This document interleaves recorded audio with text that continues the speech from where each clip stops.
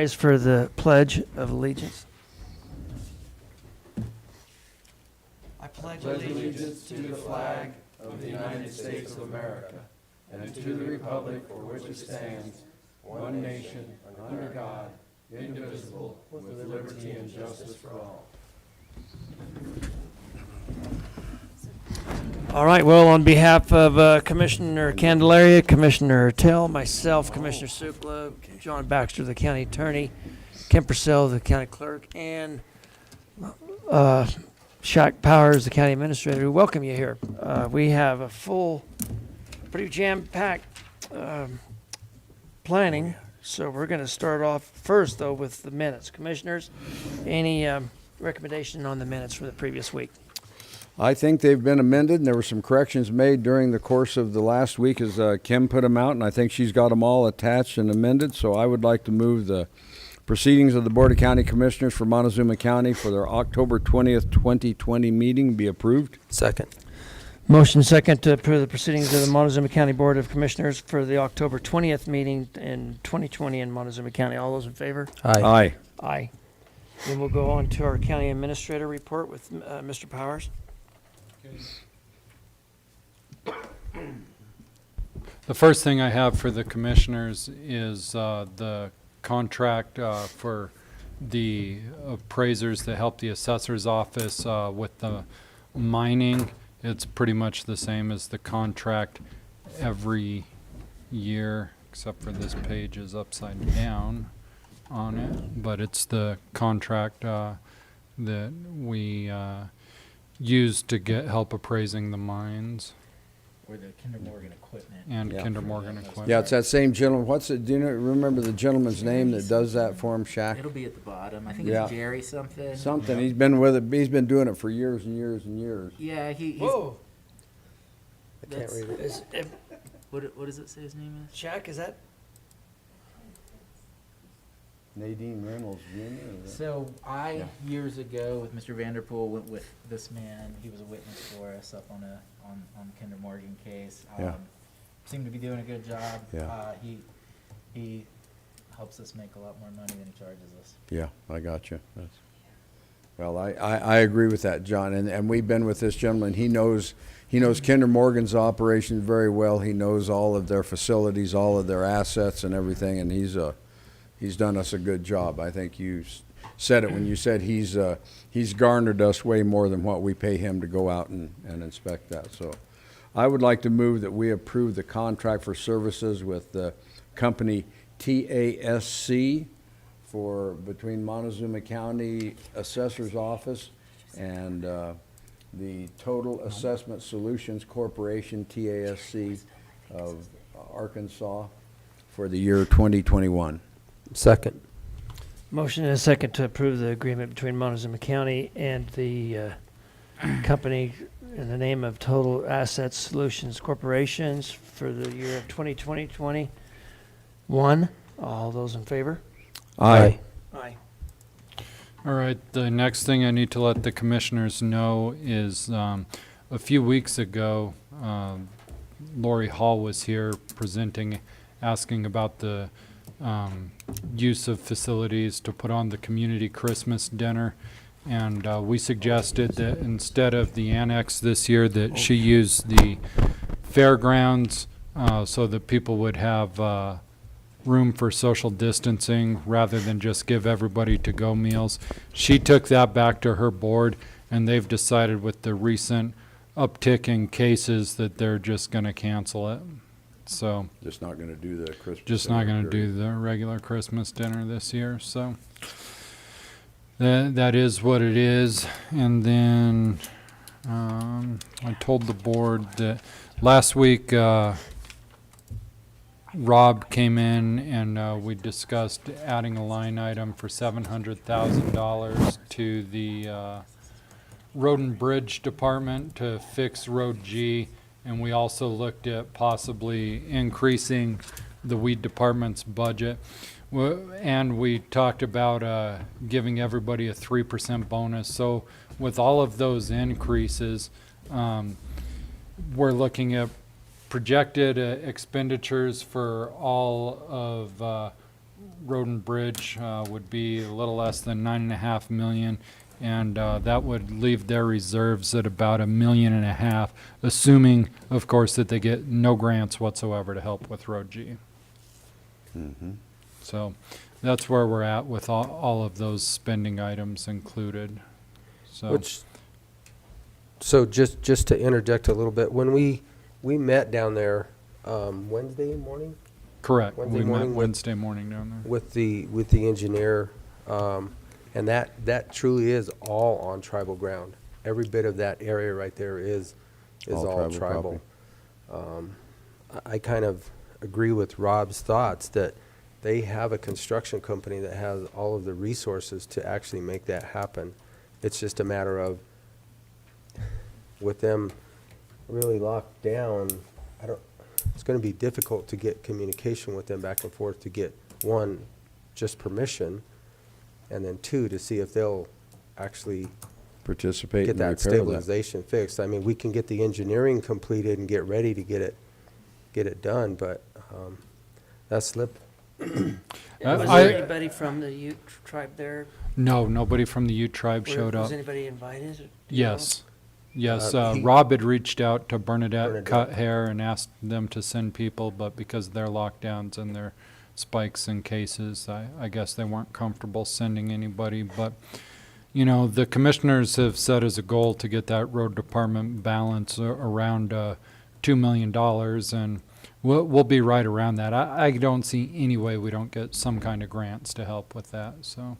and it's I actually federal. think this is a pretty Flat- safe I think there's some So I flat think money. There's gotta be I flat think we'll money or be something out okay, there. but I still would like to work or try to work with them as much as Absolutely, possible, and because can you communicate with Weemanooch? Can you communicate, or do you have to go through the tribal offices to Not- communicate with Weemanooch? I'm not sure, but I Rob think Rob can is on top communicate of with it. them. Yeah, He's got people I on think that staff. might be, that might be a nice way to get the tribe involved if we're having trouble going through tribal leadership, is to have Rob go through Weemanooch and let Weemanooch know exactly what it is and let them go to their tribal council and say, hey, we've got a situation down there on tribal property on Road G in McElmo, and maybe Weemanooch can start Right. prompting it from that end. Well, and we can pull some other strings to cause prompting to happen. McElmo Creek flows real close to where that road is, and that's under the Army Corps of Engineers. there you go. We can start with them and ask the feds to assert pressure, because they can assert more pressure than we can. I think we probably better start doing that on all agencies we can, yeah. So Although we've allocated for it here. Right, I In think we case make we it, have the situation arises yeah, of we make it, urgency. make but it certain that we don't lose that road down there. Yeah. I mean, that's without a doubt. It's a lot bigger when you see it in person Yeah, than that picture did justice to Sure. it. sure. yeah, actually, But in real life, it's several feet across, and on these screens, it's like 2 feet Well, across. what worries me is it's not McElmo Creek that's causing this erosion, it's submoisture Yeah. that's That's coming correct. under from the hillside under the road and starting to, that's gonna be as bigger problem than McElmo Creek eroding into it, 'cause that Yeah, that it's not subwater's coming gonna- from McElmo, it's Yeah. coming from the other side. Yeah, it's from Yeah, the so other that's- side, which is why, Rob has done a good job as far as reaching out to the engineering firm to get it engineered so that we actually have a plan to move forward with. Exactly. As soon as we get that, One-time so fix. get it fixed, because it's moving rapidly. Yeah, I was amazed. okay, And again, this projection is assuming that we leave the mills alone. yeah. So, Okay. Okay. okay, so that you're fully aware of what that projection looks like. And I will email that to all of you so you have it to look over in more detail as well. So did that show their shack that their total in reserves for road and bridge is 1.5 million? It will be by the end of next year. By the end of next year? Yeah, it is Oh, not that okay. now. If- Okay, That's good. correct. All of this is If all taken this out, takes place, which gotcha. there again, like I said, we have it allocated, but I'd really like to, that's almost $1 million. Oh, yeah, you ain't To kidding. move, because that's federal lands. That's Yeah. I'd like to Okay. not. All right, so that will conclude my report, and we can go on to the very brief planning agenda. All right, we'll go to Mr. Haley and Jane for the planning. We have a 9 a.m. public hearing, so we'll have Kim read the notice. Commissioner Sukla. Here. Commissioner Tell. Present. Commissioner Candelaria. Here. Administrator Powers. Here. Attorney Baxter. Here. And Kim Purcell, Montezuma County Clerk and Recorder. Notice is hereby given that the Montezuma County Board of County Commissioners will hold a public hearing for review and determination of a proposed two-lot minor subdivision and rezoning application submitted by Roberta Antholt, Agent Robert J. Antholt, on property located at 27567 Road M, Dolores, Colorado, consisting of 20.01 acres, more or less, located north of Road M, east of Highway 145, situated in Section 7, Township 36 North, Range 15 West, NMPM. The hearing will be held Tuesday, October 27th, 2020 at 9 a.m. Commissioners' Hearing Room, 109 West Main, Cortez, Colorado. Interested persons may attend and give input.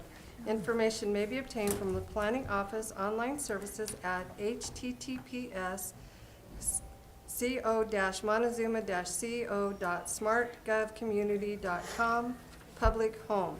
You may also contact the Planning Department at 970-565-2801 with questions. Dated this 9th day of October 2020, Kim Purcell, Clerk, Board of County Commissioners, Montezuma County, Colorado, published in the Journal on Wednesday, October 14th, 2020. Thank you, Mrs. Purcell. Dawn?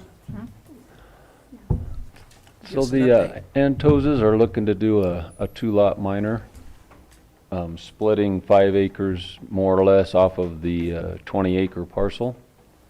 Mr. Antos is looking at putting a house on that property to help with the property. His mom lives there now, but he's looking to put a residence on there so he can help out. Any questions, Commissioners? My biggest question, which I already see is specifically delineated, the 50-foot setback so that we don't run into any issues like we have in the past. So Delineated. Yep. I like it, and now it's actually 30 feet, so Well, not quite yet. Not quite Well, yet. Not quite yet. closely, but the 50 feet we still have, and you know, Correct. that's good, so we don't run any issues down the road. Yes, they have made sure that with the surveyor that the setbacks have been dealt with. Anything, Commissioner? No, nothing from me. Okay, we'll open it up to public comment. If anybody would like to comment about this proposal, if you would please come to the microphone and state your name and address. Seeing none, we will go back to the Commissioners for the recommendation. So I would move that we accept the proposed two-lot minor subdivision and rezoning application submitted by Roberta Anthols, Agent Robert J. Anthols, on property located at 27567 Road M, Dolores, Colorado. Second. Motion is second to approve a proposed two-lot minor subdivision and rezoning application submitted by Roberta Anthos, Agent Robert Anthos, on property located at 27567 Road M, Dolores, Colorado, consisting of 20 acres, 0.1 acres, more or less. All those in favor? Aye. Aye. Aye. There you go. Nice to see you guys. Appreciate it. Thank you, guys. Start building while the sun shines.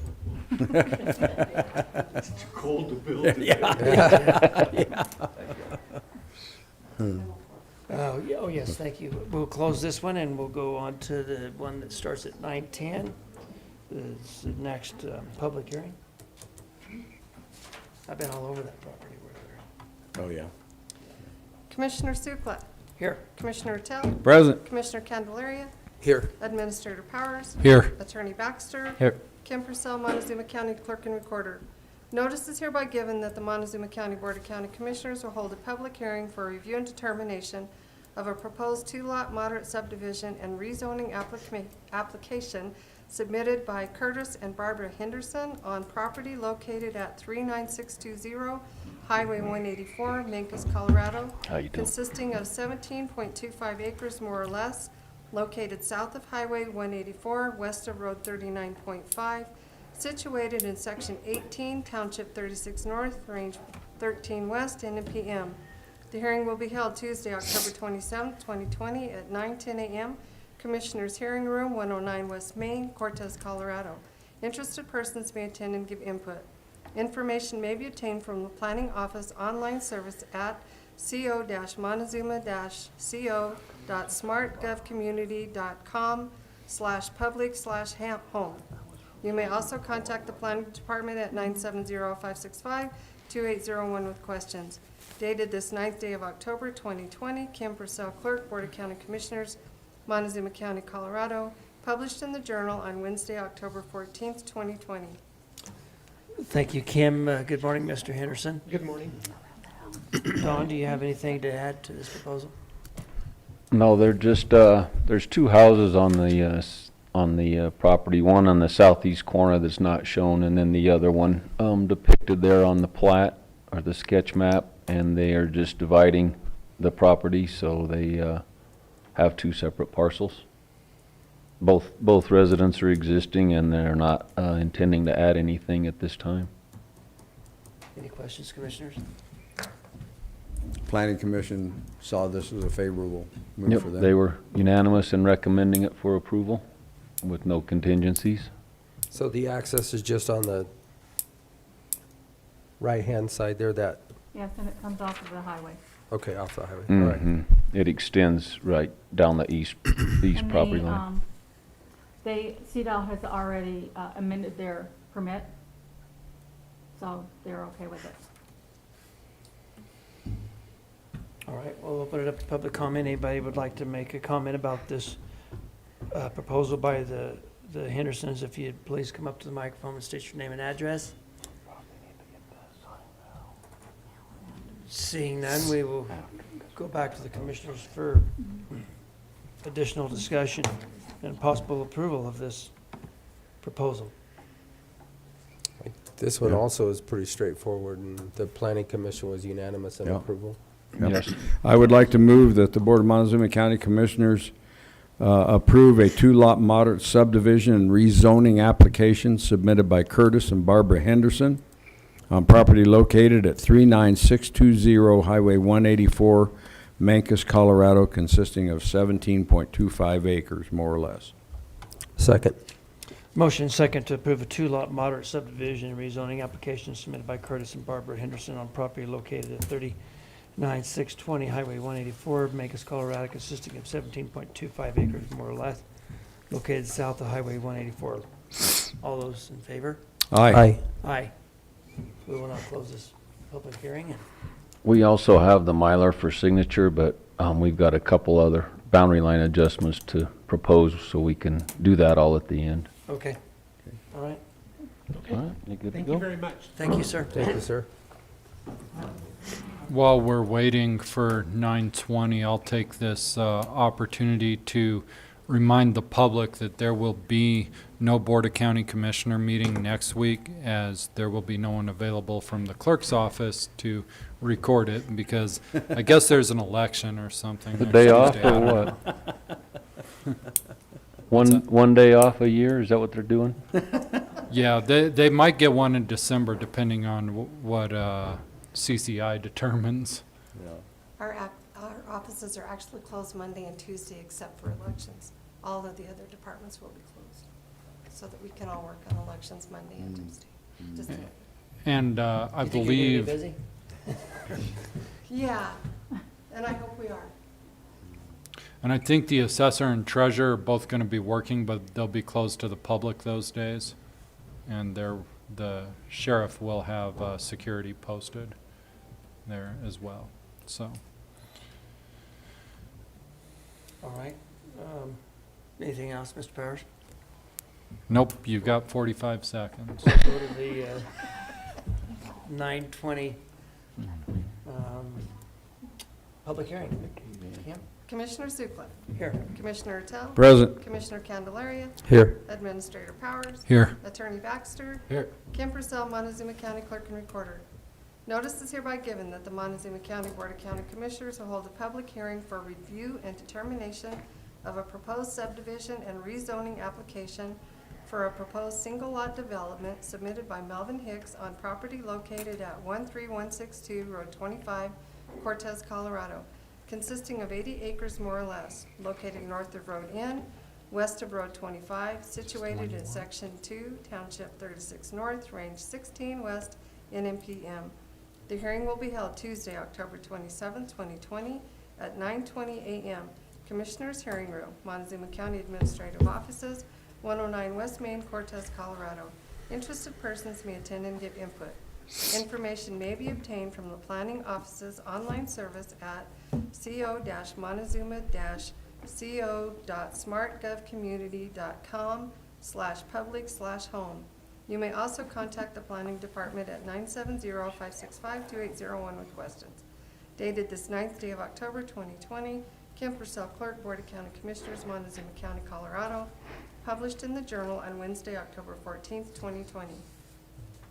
Thank you, Mrs. Purcell. Here comes Melvin. Overview of what we're doing. Morning, Melvin. Good morning, how are you? Good, thanks. How are you? Good morning. All right. Good morning. Well, Mr. Hicks is looking at dividing 6 acres around his residence on the west side of the property from the ag land. So it's just a single lot development from the ag property. Planning and zoning was unanimous and recommended it for approval.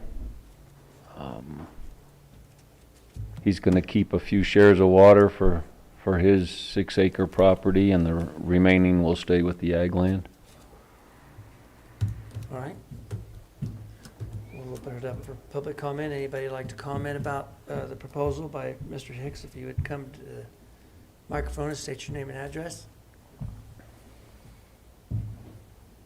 Seeing none, we'll close the public portion of the public hearing and comment period, and then go back to the commissioners if they have any additional questions on the proposal. Looks like something really similar that I just did here a couple of years ago, so. Pretty straightforward Yeah. also on this one. Yeah. I would move that the Board of Montezuma County Commissioners approve a subdivision and rezoning application on a proposed single lot development submitted by Melvin Hicks on property located at 13162 Road 25, Cortez, Colorado, consisting of 80 acres more or less. Second. Motion and second to approve a proposed subdivision and rezoning application for a proposed single lot development submitted by Melvin Hicks on property located at 13162 Road 25, Cortez, Colorado, consisting of 80 acres more or less north of Rodian. All those in favor? Aye. Aye. There you Close go. this Okay, public thank you. Thank you. portion. Thank Thanks, you. Mel. Take your motorcycle. What's that? Stay off the bike. No, the doctor said I could get on it, man. Doc said it was good. I'm good to go. It's just a little cold out there today, Melvin. Thank you, thank you. See you, Melvin. Here's your first boundary line adjustment. This is for Bankert. So we've got a boundary line adjustment proposal that we can review until our next public hearing. Okay.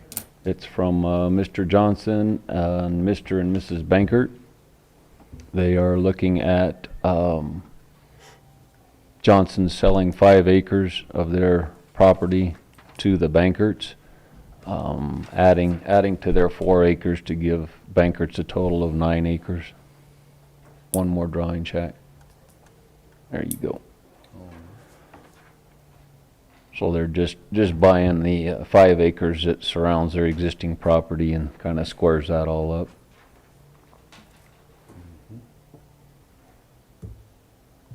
Any questions, gentlemen? 34, that's the, Road 34 yeah, that goes over. north and south by the east Yeah. of the vocational It's school. it's the road that we just chip sealed here a Yeah, couple of okay. years ago that goes all the way from 184 and comes down around a pretty heavily traveled road. So Mhm. Connects to 160, yeah. Yeah. comes out there Yeah.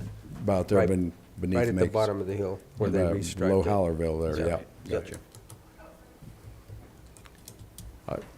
I don't see any problem with them making it a 5-acre parcel instead of a. No, that's pretty straightforward.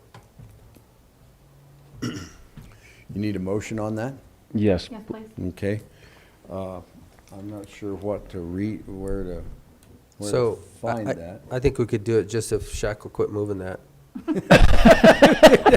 It's your turn, Jim. That we can accept the application for a boundary line adjustment to property owned by Valden Johnson, located at 11499 Road 34, Mancos, Colorado. Second. Motion second to approve an application boundary line adjustment agreement for Valden Johnson on property addressed at 111-499 Road 34, Mancos, Colorado. All those in favor? Aye. Hey, Aye. And we do have that Mylar to sign here at the end as well. Okay. Okay. And then you've got another. We have one other boundary line adjustment.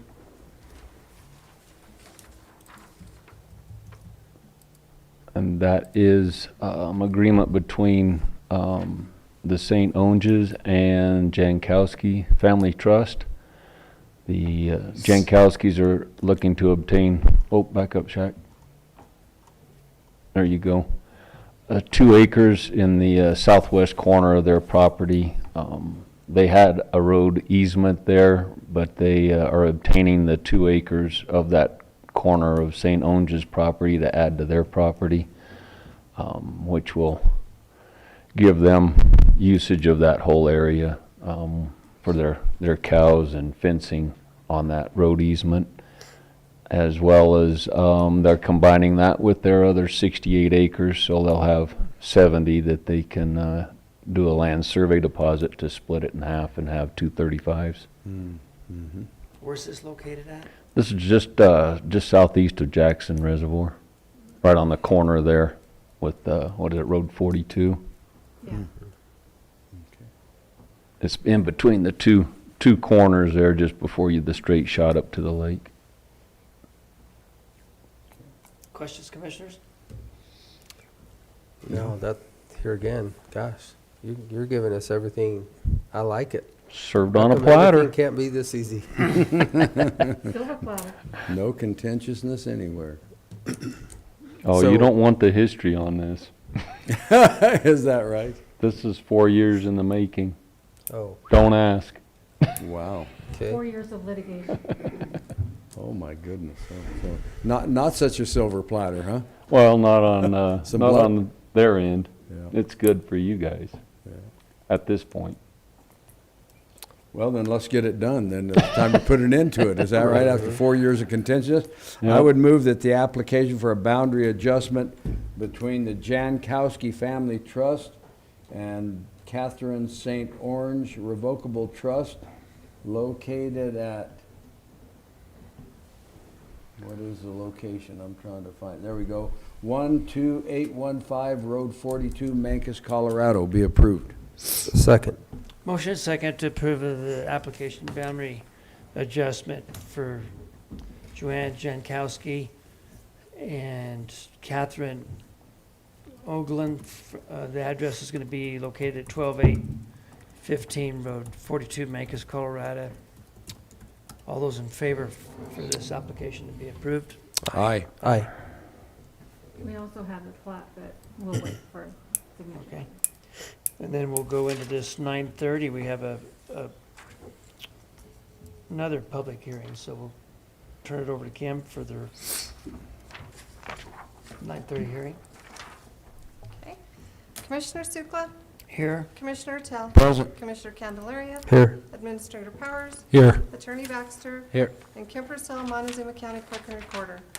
Notice is hereby given that the Montezuma County Board of County Commissioners will hold a public hearing for review and determination of a proposed boundary line adjustment application for the Mylar Corners Estates subdivision, submitted by Graham and Diane Nelson on property located at 27221 Road P.3, Dolores, Colorado, consisting of 5.18 acres more or less, and Joseph and Diane Roybal on property located at 27211 Road P.3, consisting of 6.60 acres more or less, both situated west of Highway 145, situated in Section 31, Township 37 North, Range 15 West, NPM. The hearing will be held Tuesday, October 27, 2020, at 9:30 a.m. Commissioners' Hearing Room, 109 West Main, Cortez, Colorado. Interested persons may attend and give input. Information may be obtained from the Planning Office online services at co-montezuma-co.smartgovcommunity.com/public/home. You may also contact the Planning Department at 970-565 2801 with questions. Dated this 9th day of October 2020, Kim Purcell Clerk, Board of County Commissioners, Montezuma County, Colorado. Published in the Journal on Wednesday, October 14th, 2020. All right. I see Graham back there. Yeah, we got the Nielsen's here.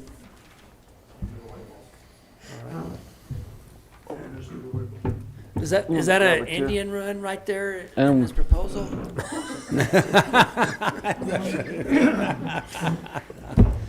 Good call. So, this is a boundary line adjustment, but because it's in the Myler Corners Estate subdivision, it's a subdivision amendment, process. The Nielsen's are obtaining a 60-foot wide strip on the west side of their property from the Roy Balls, that extends, shown there on the plat, north from the cul-de-sac. The Roy Balls will still, have the property with their, access on their driveway. So there won't be any requirement for easements or anything different from usage. All right, that looked kind of like a cul-de-sac right there. Yeah, it is. Yeah. Well, it was. We're And not it affecting that. wasn't. It'll stay the same. Okay, commissioners? Any- What's this gonna give you, over 6 acres now, Graham, where you could then do a subdivision within that if you, with your, No, I didn't want to do a subdivision. I just, I need to build a shop building, and you can see where all my buildings are yeah, gathered there. So I needed another 60 foot so I could build a Shop. shop gotcha. without being under the power line. I got you. All right. And Diane maintains that property better than I do on that. Might as well have it since she's gonna maintain it. There you go, I got you. That makes sense. Joe said he never uses it, and there's Yeah. a hill between us, and Sure. Yep. Makes sense for everybody. Good. We'll open it up for public comment, and if anybody'd like to comment about this proposal, if you come up to the microphone, state your name and address. Seeing none, we'll close the public comment portion of the public meeting and go back to the commissioners for additional questions. I have none, so I would move that we accept the proposed boundary line adjustment application for the Mylar Corners Estates subdivision submitted by Graham and Diane Nelson on property located at 27221 Road P.3, Dolores, Colorado. Second. Motion and a second to approve a property boundary line adjustment application for the Myler's Corner Estate subdivision submitted by Graham and Diane Nilsson on property located at 27221 Road P.3, Dolores, Colorado, consisting of 5.18 acres, more or less. All those in favor? Aye. Aye. Aye. We will close the public hearing at this time. all right. Well, Thank thank you, you very guys. much. Better get your fencing materials out and get up there and build you a fence, man. You bet, Graham. Have a good day, guys. Yeah. How long you guys been neighbors? 15 years. Long Wow. time. Yeah. It's good to see neighbors talking to neighbors instead of the Yeah. other way, Yeah, yeah. which we Yeah, seem like you we bet. get a lot of that.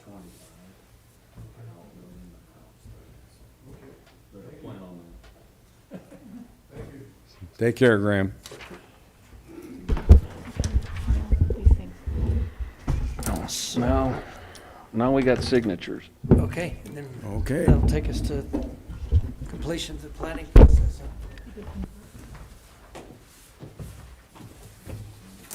One more. 9:40.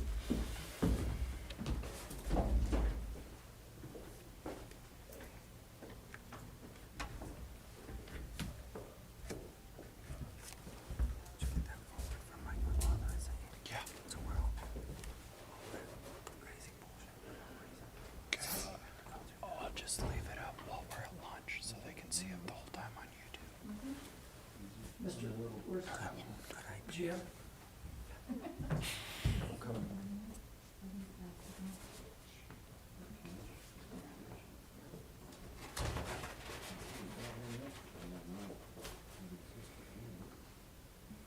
Is your pumpkin getting up just a little bit flatter, or is it just me? Is it? I think it's I'd like to know why you're looking at my pumpkin.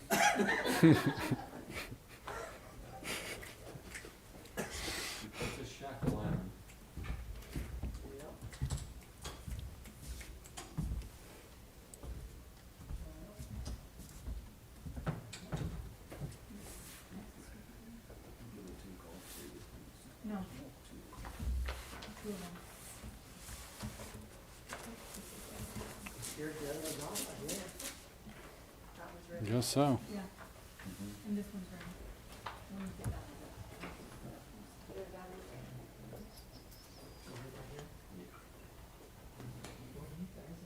Just wait till next month.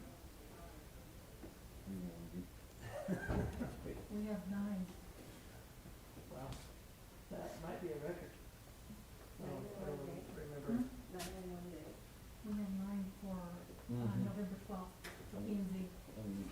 I don't think we've ever had that many. Do you remember, John? I don't keep count, but that's a lot. Most of them are straightforward. Yeah. You never know, Yeah. But we're gonna keep you guys on your toes. If you're here the first, we can split them up. Everybody's in our. Is that all of them, or you got some more? Yeah, one more. Because you said we're not having a meeting next week because of the Election, that's correct. We need to protect our homes, or? I mean, probably, but. We worked every day this year. When it passed, you guys. Oh, man, we had holidays, well, every Monday holiday we were off. No, Huh? it makes so much sense for us to move that meeting to Tuesday to this day. We don't miss any meetings. That's Plus, the- it this gives for- us a day of preparation. Yeah. Yeah, I like it better. Gives them a day of it too. What about It you, gives all Shaq? the staff I a think we day go to to prepare. Saturday next year. Do you like it better, John? I do, but I don't understand why when Mr. Candelaria came on, we got rid of our traditional, for the last 70 years, get rid of having meetings, not having meetings on the first, The 5th? on the 5th Monday, or the 5th. Whenever, there's a couple months a year that there were 5 Mondays. That was actually me, that's when I decided Well, that was to you, bring well, the you guys are elected the officials same. in. I was blaming Don't blame Jim. that on Candelaria. It's Shaq's fault. We're here to work. Right. I'll have you know, Candelaria is not as scared of work. He can lay down right next to it and go to sleep. Oh, my gosh. What, or is Rachel? Yeah, it's work. That's awesome. I don't think that's true. I feel funny. Hey, Shaq, you can't, this is a non-smoking facility, Shaq. He's smoking right here in the building. Man. So, are you saying that? Tuesday is my favorite day. Well, it actually has made it so we have less afternoon sessions by doing that. So, So it's, There's one an or the other, advantage. whatever you guys want. But we're no longer. Now we're tracked cooking with evil gases. The months when there's a full week. Okay, at this time, we'll go to public comment. I believe I'm on the I right. guess we could discuss it if you want, but I think it's actually. Anybody would like to make a comment? It is better that we don't go back and use it frequently. Looks like everybody out in the crowd works here. Yeah, they're all, So we will, I haven't, they actually work here? yeah. I haven't Uh-oh. seen them. Hey, you better, I haven't seen them before? you better Oh, wait a minute. tame it down. Let's go to Natural Resource Report with Mr. Dietrich. Hi, James. And thank you, Don and Jane. you, Jane, guys. good job. Can you fix that chair? You guys keep that planning department flowing, man. We're working. Yeah. Turn that on, James. I got it there.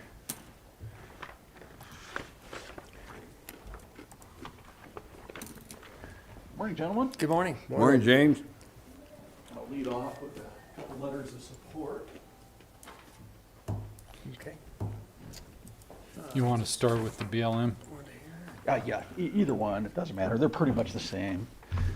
Whichever one shows up here, is that? Okay, BLM Trace Rios. Okay, gentlemen, this is a request for support for motorized grants that the BLM are applying for. The Forest Service is also applying, therefore we have 2 letters. So I'll go over the BLM one first, and they're basically asking for money from the state to help them continue work with the 2-man trail crew. which seems pretty inadequate really for for the BLM and the amount of land that they have to. Two-man crew, huh? Yeah, two-man crew. Oh, boy.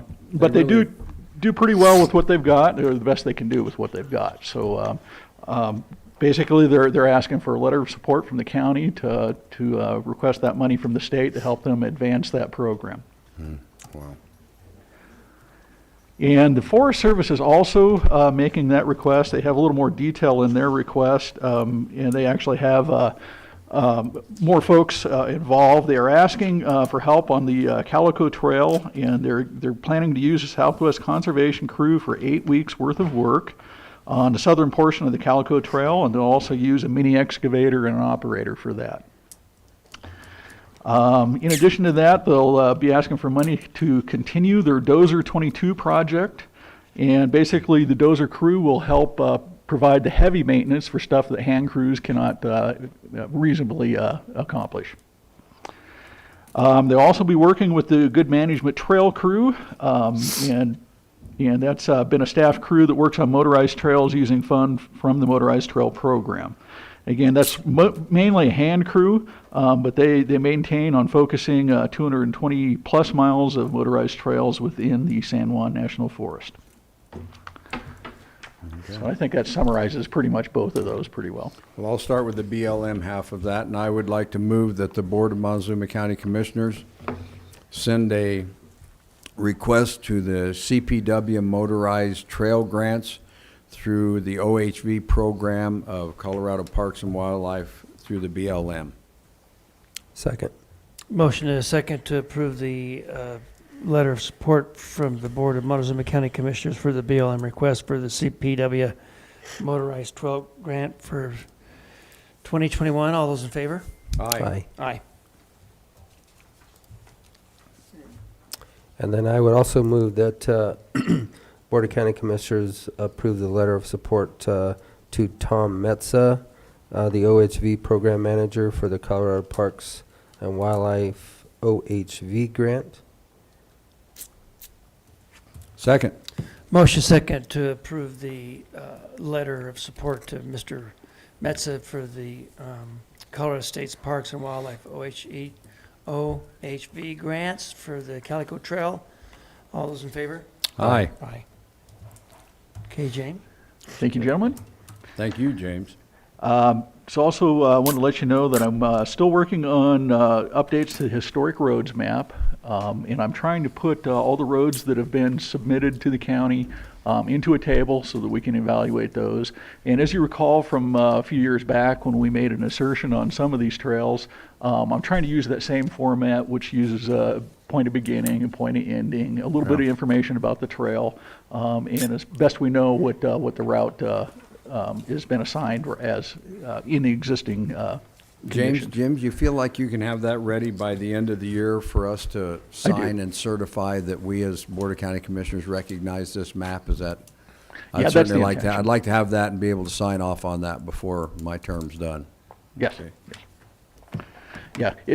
We're not taking off January, though. You still have to. What's that? Yeah, you Do it got in two meetings in January. Yeah, but January. we're We're not gonna officially- let you aren't off we the- officially? We're officially done the 31st of December. No, you'll get paid, and you don't get paid? No, you don't get paid because we got paid. You don't get paid, but you're expected to show up until the other commissioners take their Oh, seats. I got you. So I'm We'll with see you. about that. I'm We'll with see you. about that. I'm sorry. Paid, really? Yeah, because we get paid up. The new No, commission. No, that the used new to be, commi- that we used don't to get be paid? when I it was thought we got- monthly. I know, I No, know. we don't get paid. We're done the 31st, and our insurance elapses everything. We're done the 31st of So December. when you started, did you get paid? For Yes, the we month did. of We got paid January? we got paid for the month of January, and we started on it. So that's how it overlaps, right? Exactly. Well, I feel a You need lot better these, now. Commissioner, you could feel me instead. Oh, Shaq.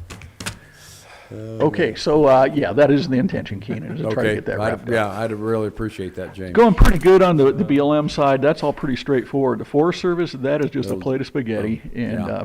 you know, I can do the old ones. That's pretty easy because there ain't Yeah. been many of them. So, Yeah, but but of course, which one aligns with which road? That's difficult because they didn't have the same mapping accuracy back in those days. So Right.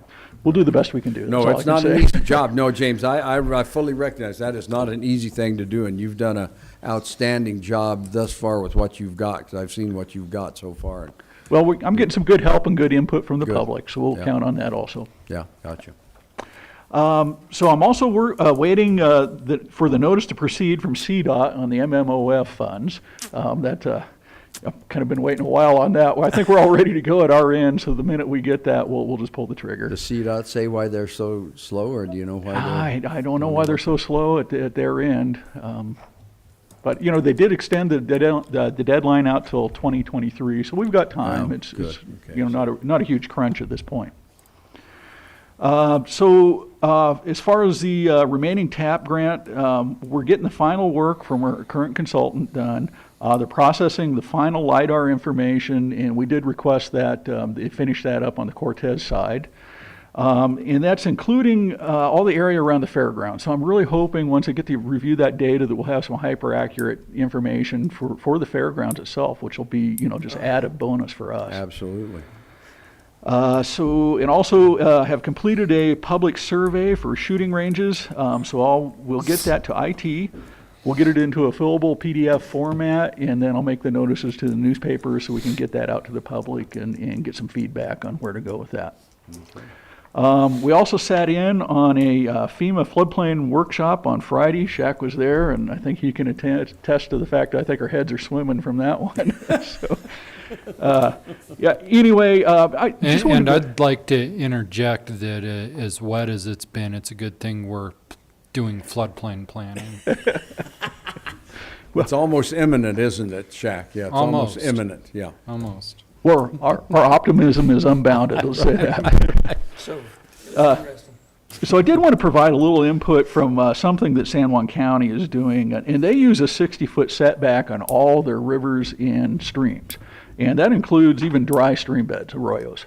And basically, what they're saying that is it's an erosional setback, and that's founded in the Army Corps of Engineering estimates for the average amount of erosion per year. So the Army Corps of Engineers is saying it's about 1 foot per year on average.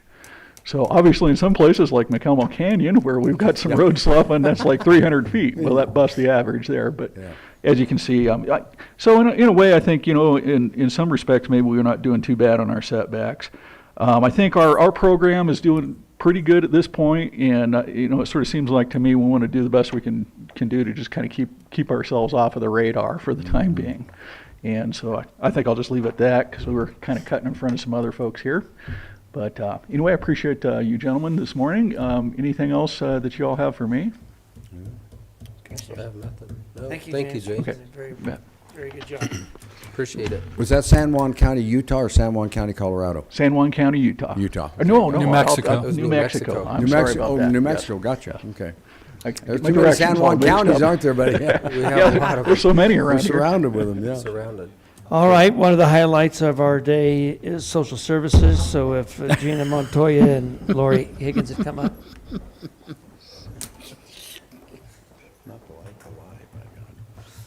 Good morning. Good morning, Gina. Good morning, Gina. Morning, Lori. How are you? Good. Thank you, I think. Yeah, I think. Hey, I like to see those numbers are coming down. Yeah, I see the green Other than light. food stamps. Ooh, Jesus. I'll John. just bring it up closer to me. I would like to make a motion that the record of proceedings for the Montezuma County Social Services Department for September 22nd, 2020 be approved. Second. Motion is second to approve the record of proceedings for the Montezuma County Board of Social Services for the Tuesday, September 22nd, 2020 meeting. All those in favor? Aye. Aye. Thank you.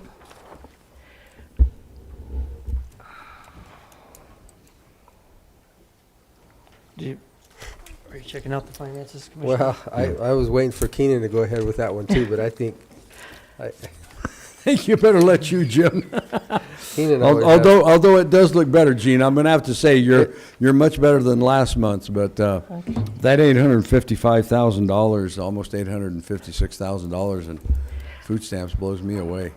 I just want to bring to your attention, if you look on the benefits programs, that tab, Shaq. If you look in September, we had 1,030,000 this year. And last September, we had 698,941. So that's like we've increased like 43% Yeah. from last year to this year. But if you look at the total for 2020, we have 9 million already added, and it goes through September. For a total of 2019, we had 9,324,000. So even for the month going from October on, we have October, November, December 3 more still. months, a quarter, And we're already way way over. over Way than over. what we did in whole year. 2019. So I just want to bring that to your attention.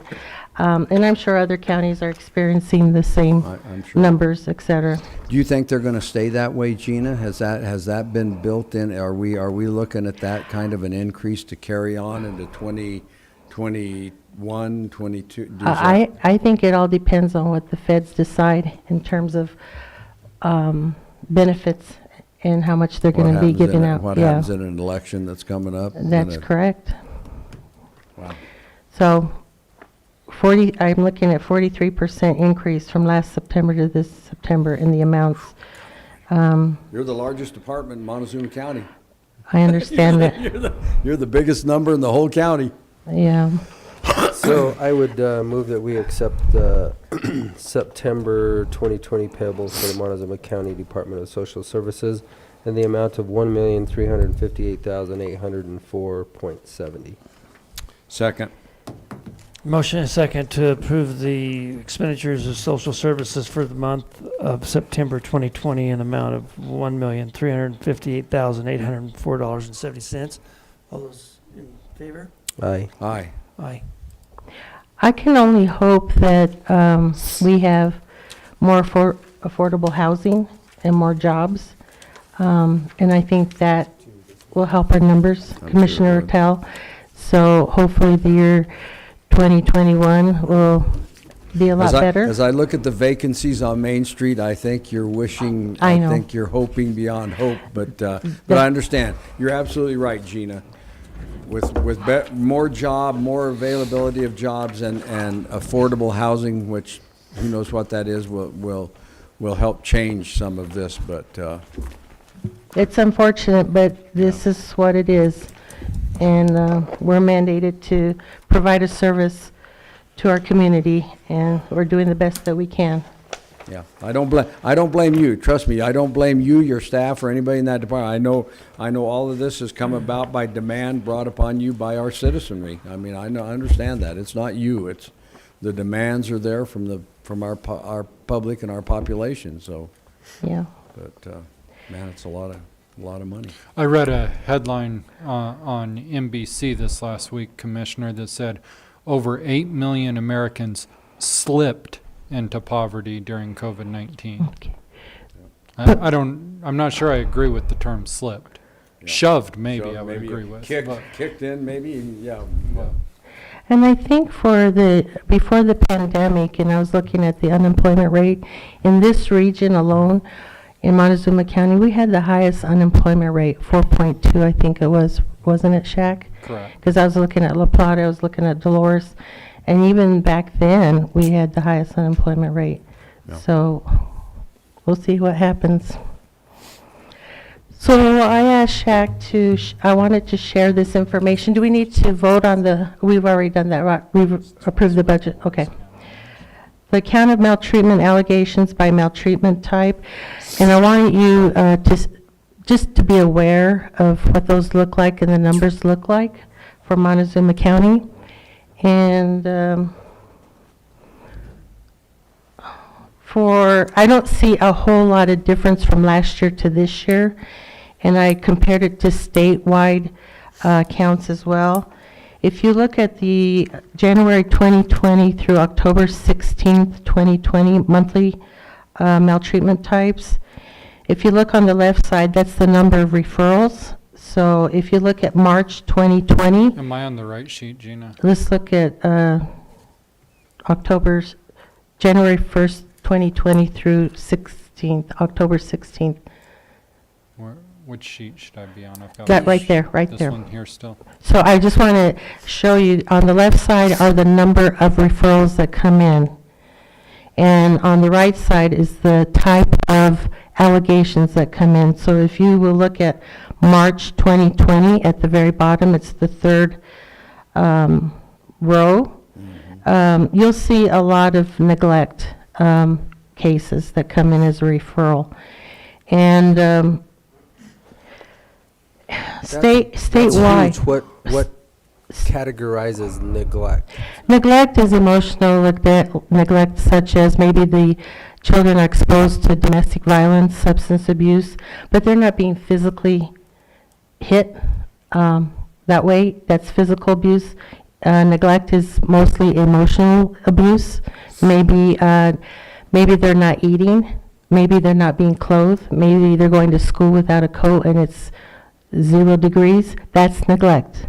Who would you say most of the reports come from? Are they from neighbors or family or law enforcement or who? I think a lot of them come from the school and community, neighbors. What made September drop down to almost nothing? I mean, look at I can tell you why, because school started, I'm just thinking, it just, the beginning of school, and maybe, I'm just thinking, maybe the reports weren't coming in, I don't know, they're doing online schooling too, some kids were doing online schooling, maybe we were getting the reports in. I thought that was interesting too. I'm going to say it's probably mostly reported by schools, because if Yeah. you look at January, February, Yeah. they got out of school middle of March, those are significant, and then they drop way down. So without the schools in session, a lot of it's not being reported. Right, they're not going to report it if the kids aren't being seen. So, but it's overall statewide, basically the same. We're no different in the whole state of Colorado. We're seeing lots of neglect. And if you read any articles on neglect, more children die of neglect than they do of physical abuse. And I don't know if you knew that. No, I didn't. And a lot of our DNN cases, which are the dependency neglect cases, they have to do with substance abuse. Children being exposed to the parents abusing drugs. And the DNN cases really haven't gone up that high, because in August of this year we had like 9 DNN cases or 10, and towards the end of the year we had a dozen last year. So we're climbing up, but I think it hasn't expanded that much from last year. Those numbers don't sound right to me, but I thought we were at least in the 20s. No, I got those from Ian McLaren, who's our county attorney. On August 3rd, 2020, we had 9 DNN cases. On 2019, we had 13, which I said about a dozen So you're last saying year. Active cases. Active right DNN cases. I wanted a count as to what we had currently and what's currently active. So Our filings have been going up this year. They're up considerably. yeah, the filings may have been up, but the closures are getting done too, so, I'm not looking at the closures, so if you want to get really technical and get in the weeds, I could do that, but I think it's manageable at this point in time, what I'm seeing. We have a resignation in our adult protection services team, so I'm going to ask if I can refill that FTE for adult protection, because we only have one supervisor who's doing adult protection, and my other caseworker resigned, and her last day is middle of November, so I'd like to refill that FTE with your permission. Commissioners, that sound doable? Yeah, we're not adding anything, we're just trying to make sure you stay full, so yeah, think that would be wise. That's a hard position to be in because there's only 2 caseworkers who do on-call 24/7, and when they're doing on-call, you have to have a supervisor available and you have to have a caseworker available. They can't leave the county. When you're doing on-call for adult protection services, you actually have to be in county. So, you know, they've taken a load, and I appreciate that staff. They got awarded a trophy. We have a traveling trophy, which gives an individual or a team recognition for the work that they've done. And that traveling trophy went to the Adult Protection Services team this week. So I'm very happy to say that. And also, Crystal Hollinshead, who is the supervisor, was recognized by CDHS CSTAT manager team, which they commended our APS staff as being one of the basically best counties that had timely monthly contact with their at-risk adults.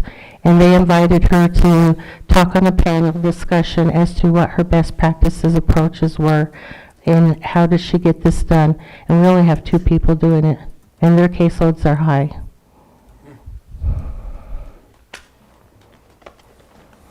That's good. Commendable. Yes. Okay. Anything else for me? Commissioner Candelaria, did you want to talk about your remodel ideas for the I lobby? will. We actually met with Gina and her entire staff yesterday.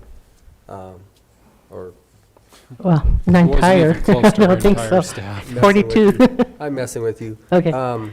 So changing right down here where there really is no access to a lobby and all of those people we have sitting in that Little narrow hallway. in that front little of the narrow window. hallway. So we're going to, the proposal will come in from the glass company. We'll cut that door where the 2 girls sit right now, cut a doorway in there, move that wall back, I think it was 15 feet, and create a waiting room or a lobby right there. And then those 2 gals that sit there will move just back. Back And to then they the still north. have access through that old vault door. And it should make it a lot more workable. We get all those people out of there, and they actually are in a waiting room like they used to have on the other side of the building. And that way, then that corridor is actually clear, so that if we have an emergency or anything like that, it's clear and it's accessible. So, Is there- Gina, Is there going to be any cutting or anything where the vault is? Because I think that's pretty Oh. substantial. the No. concrete. Okay. no, We're good. The vault's gonna stay. no, everything, the only place we'll have to cut is just enough for the width of a doorway to go down that last 3.5 feet. Mhm. But they've already cut that window out once, so what's underneath it should be Shouldn't be a problem. relatively easy. Mike was also with us, and he didn't seem like there was any issues with what we had all talked about and proposed. So we should be getting that relatively quickly, and we should be able to use our CARES Act funding for that, because we're actually creating a separation for that department and getting the people in out of that corridor so that they're, Distance better and stuff. yeah, the distance is much better, because the way it is right now, it's really congested. Well, Is the I thank you vault- for that.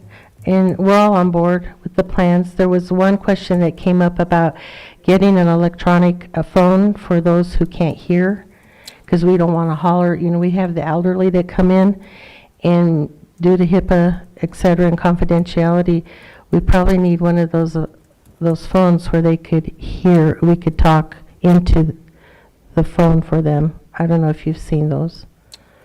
I think I know what you're talking about. We didn't really I- discuss that. We talked about the microphone through the window. Yeah, but But you're saying that'll be too loud for HIPAA? that, and plus the fact that some of our elderly have a hard time hearing.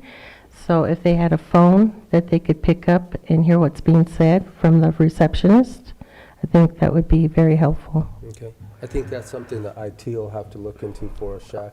Okay, But I think that's in-house, that we'll be able to okay, look at that. So coordinate between Shaq and Jim at IT to make sure that we can get what you need or what your thoughts are there. Because right now, we were just planning the microphone and the right, actual glass. right.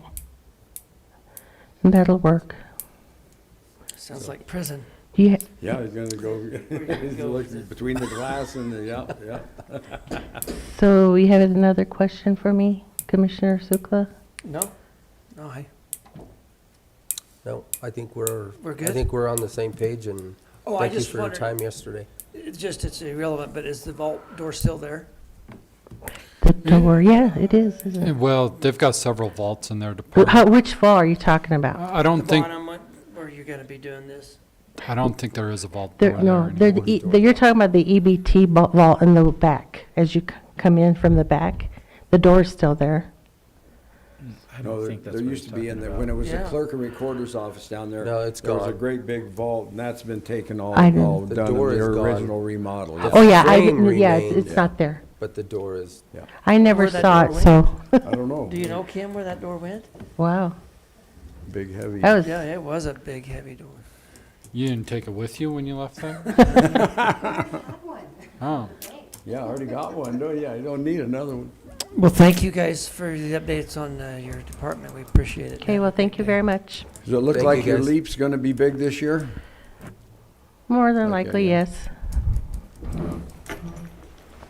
We burned some gas last night, or this morning, didn't we? It was a little chilly. Yeah, oh, god dang right. I had 10 degrees in my house. Yeah. that's what I had this morning. We'll go to Veteran Services with Rick Torres. Morning, Rick. Good morning. Good morning, everyone. Good morning, everyone.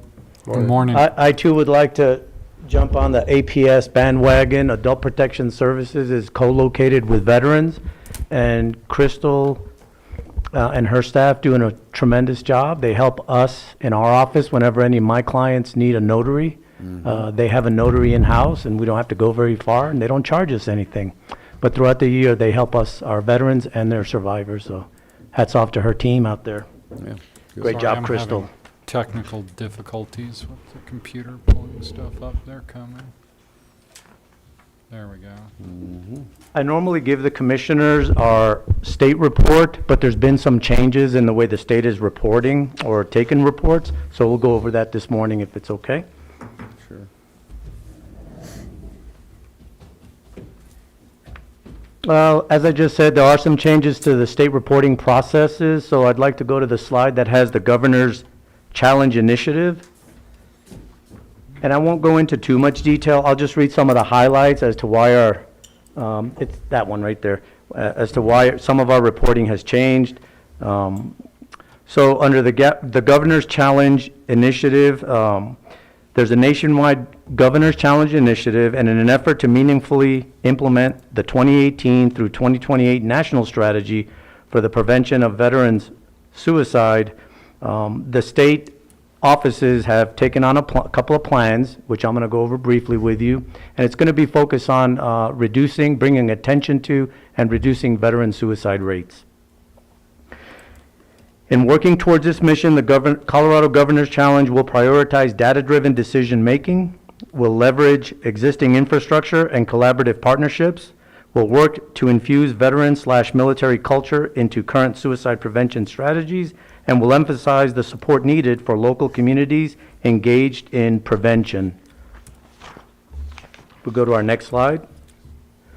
So, with the Governor's Challenge Initiative, the State of Colorado Division of Military and Veteran Affairs has established what they call the Wildly Important Goal, acronym WIG, and it's for enhancing the resiliency of veterans and service members to be able to cope with adversity and life challenges as reflected by the adoption of 100 Governor Challenge initiatives by June 30th of 2023.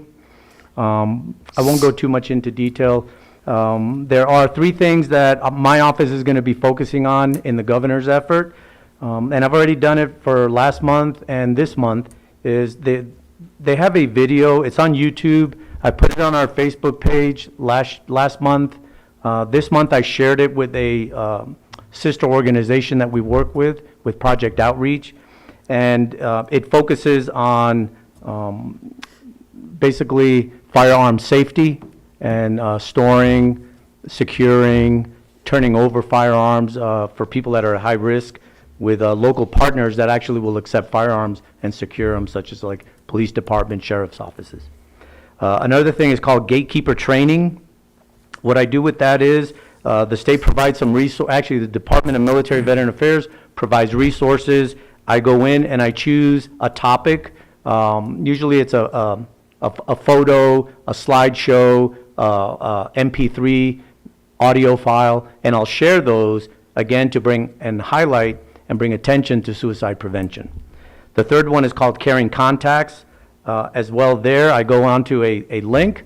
There are multiple resources. Some are VA, some are non-VA resources. And what I do is I share those, whether it's on Facebook, through emails, out to our partners.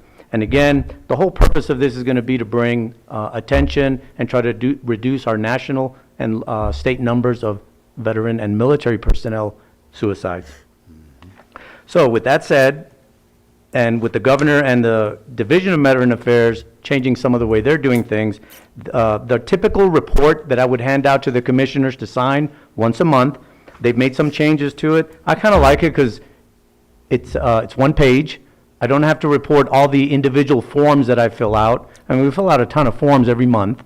They're mainly claim related, but this is an easy, quick snapshot to the Department of Military Veteran Affairs, to the state office of what we're doing.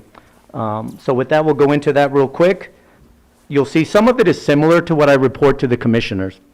The telephone calls, how many we did, how many appointments we had, our outreach events, the total number of veterans and their survivors served, how many surveys were submitted by our office, which we receive from our clients. Now, the one that I did put there, one survey, that's one veteran that turned in a survey. Sometimes the veterans may turn in a survey directly to the state, and I won't know it, so I'm not going to report that. So right below where you see survey submitted, you're going to see where the state office is going to capture, are we meeting the requirements of the WIGs, the Governor's Challenge. So WIG number 1, I did the 1 lethal safety video, 2 gatekeeper trainings, and 1 Caring Contacts. Under WIG 2, they're also tracking how many virtual or in-person trainings or participations we're having. Obviously, due to COVID, we're doing a lot of virtual training. So we reported 5 there. I report that I'm a full-time employee, and for the month of September, I went ahead and signed the report. Now, in an effort to get this report into the state office as quickly as possible, what we did was I got with Shaq, and rather than wait till the 4th Tuesday of the month to have the commissioner sign it, I had Shaq sign it, and I turned it into the state office immediately. I don't remember if I emailed this to Kim, but if not, I'll give her the paper copy today. And what this does is it ensures that we continue to receive our state reimbursements twice a year from the state office, which is a little over almost $25,000. So now, from now on, Shackles just sign it. If that's okay with the commissioners, It gets put in promptly, and we're not Yes. waiting for. pretty much. It's because it's a substantial amount of money. It does tie to quite a bit of funding, and again, it is easier to do. I still have to do behind the scenes tracking, and I keep databases and stuff, and spreadsheets to be able to put in the report. But I mean, I think this is sufficient as long as we get our reports in. I do share with the commissioners. Now, you'll notice they left off the expenditures from my office. If that's something the commissioners want to see, I can do a separate one. The administrative staff always print out a spreadsheet of what they've paid out of my office. I can bring you that and throw it up on the slides if that's something the commissioners are interested. I think that'd be good, Rick, Yeah, we to could show do that. what your offices, what your expenditures are for you. It's real easy. I'll just basically Yeah, it bring what shouldn't the. take anything, yeah. All right, so I'll bring that in for next month if that's okay. But if the commissioners don't have any, reservations about doing it this way, pretty much I'll have it done the first 1 to 2 days of the preceding month. I'll have Shaq sign it. We could even email it to the commissioners, and you'll be in on the loop on what you'll be seeing on the 4th Tuesday of the month. You'll also see what the state got within days, and basically secures our funding right up front. And I'm not sitting there wondering, oh, did I turn in my report or not? It's done. I would like to see that. Just much more emailed to us. And more included. efficient that way, sure. Yeah.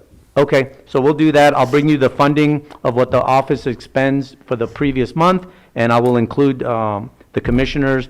As I send this to the state office, you'll be on that email as well, and you'll see the report ahead of time. Sounds good. All right, so with that said, I do still plan on bringing, unless the commissioners don't want to see it, my color slide that shows our activity, basically the boots on the ground, what did we do last month, so to speak. So with that said, I always like to compare the previous year month. So in September of 2019, pre-COVID, you can see September we saw 271 individuals. When you compare that to last month, post-COVID, or should I say during COVID, we have a drastic reduction. We saw 132 vets and/or their survivors. Reduction, if I did my math right, we lost 139 people coming through my office compared to the previous September. It doesn't alarm me, other than, I'd love to be able to see my clients. It's always better to see them in person. It doesn't mean we're not busy. A lot of it is now done through phones, although our appointments are ticking up. Last month, did one house call. It was not a nursing home visit, it was a house call. 8 outreach events. We did 5 community events. Most of that is all on Zoom or on WebEx.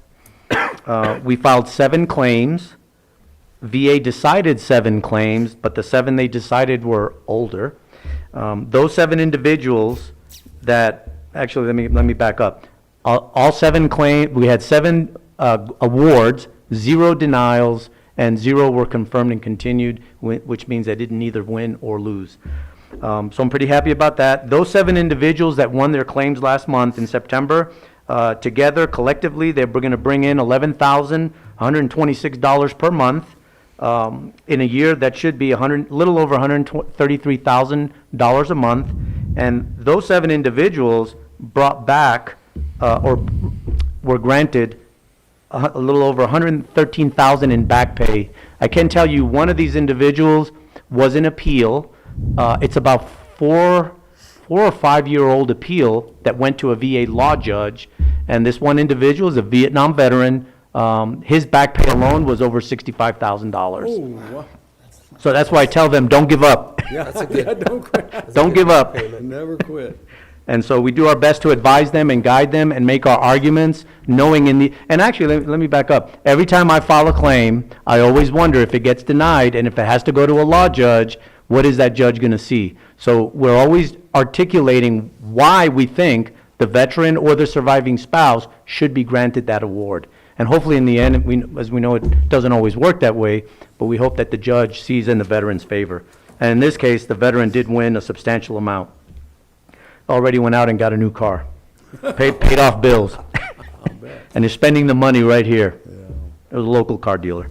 All right, so with that said, I always like to finish with bringing the commissioners up to speed where we at for the year. So far, all the individuals that we've filed claims for, these are old claims that have won, collectively from January through September, these individuals are going to receive $110,000 a month, little over $1.3 million per year, and in back pay, over $500,000 in retro payments. All of that which we hope is being spent right here in the county. So with that said, I'll open up to any questions commissioners might have. Commissioners. No. Don't know I how you just- keep doing it, man. I love seeing, I'm not so worried about your decline in visitors. I love seeing your 18 new clients, because that's where your new claims are going to come from. That's where you're working with veterans that have not been serviced before, or may have been served, but you're taking care of new visitors, and that's Yeah, that's important. key, because if you average 10 to 20 new people a month, Yeah. you spread that out through a year, That's a and the bunch. word gets out. That's about, you're not kidding. So, Very well done. Any As other far as you know, Rick, is everything a go for the Veterans Day Parade this year? Are there any hangups due to COVID? no, everything's going well.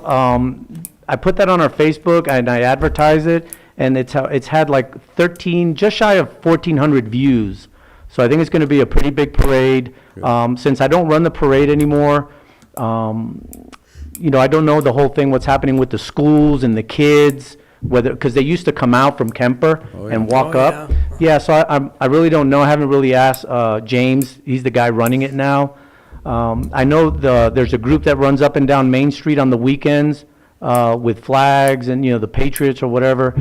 I try to stay out of all that stuff. But anyway, I think they also wanted to be in the parade. I think they're going to put them out at the end Because the car show people, the classic cars, every year they come in at the end, and then I think James is gonna put them at the end. So it'll be an even longer parade with all the patriots and people out there.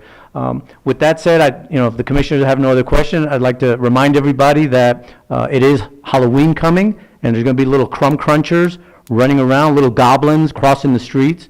I do have a granddaughter, but everybody just be careful out there. Watch for the little kids out there. Have fun. But thank you so much for supporting our veterans, our families, and everything y'all do for us. You know what I do for the little goblins on Halloween?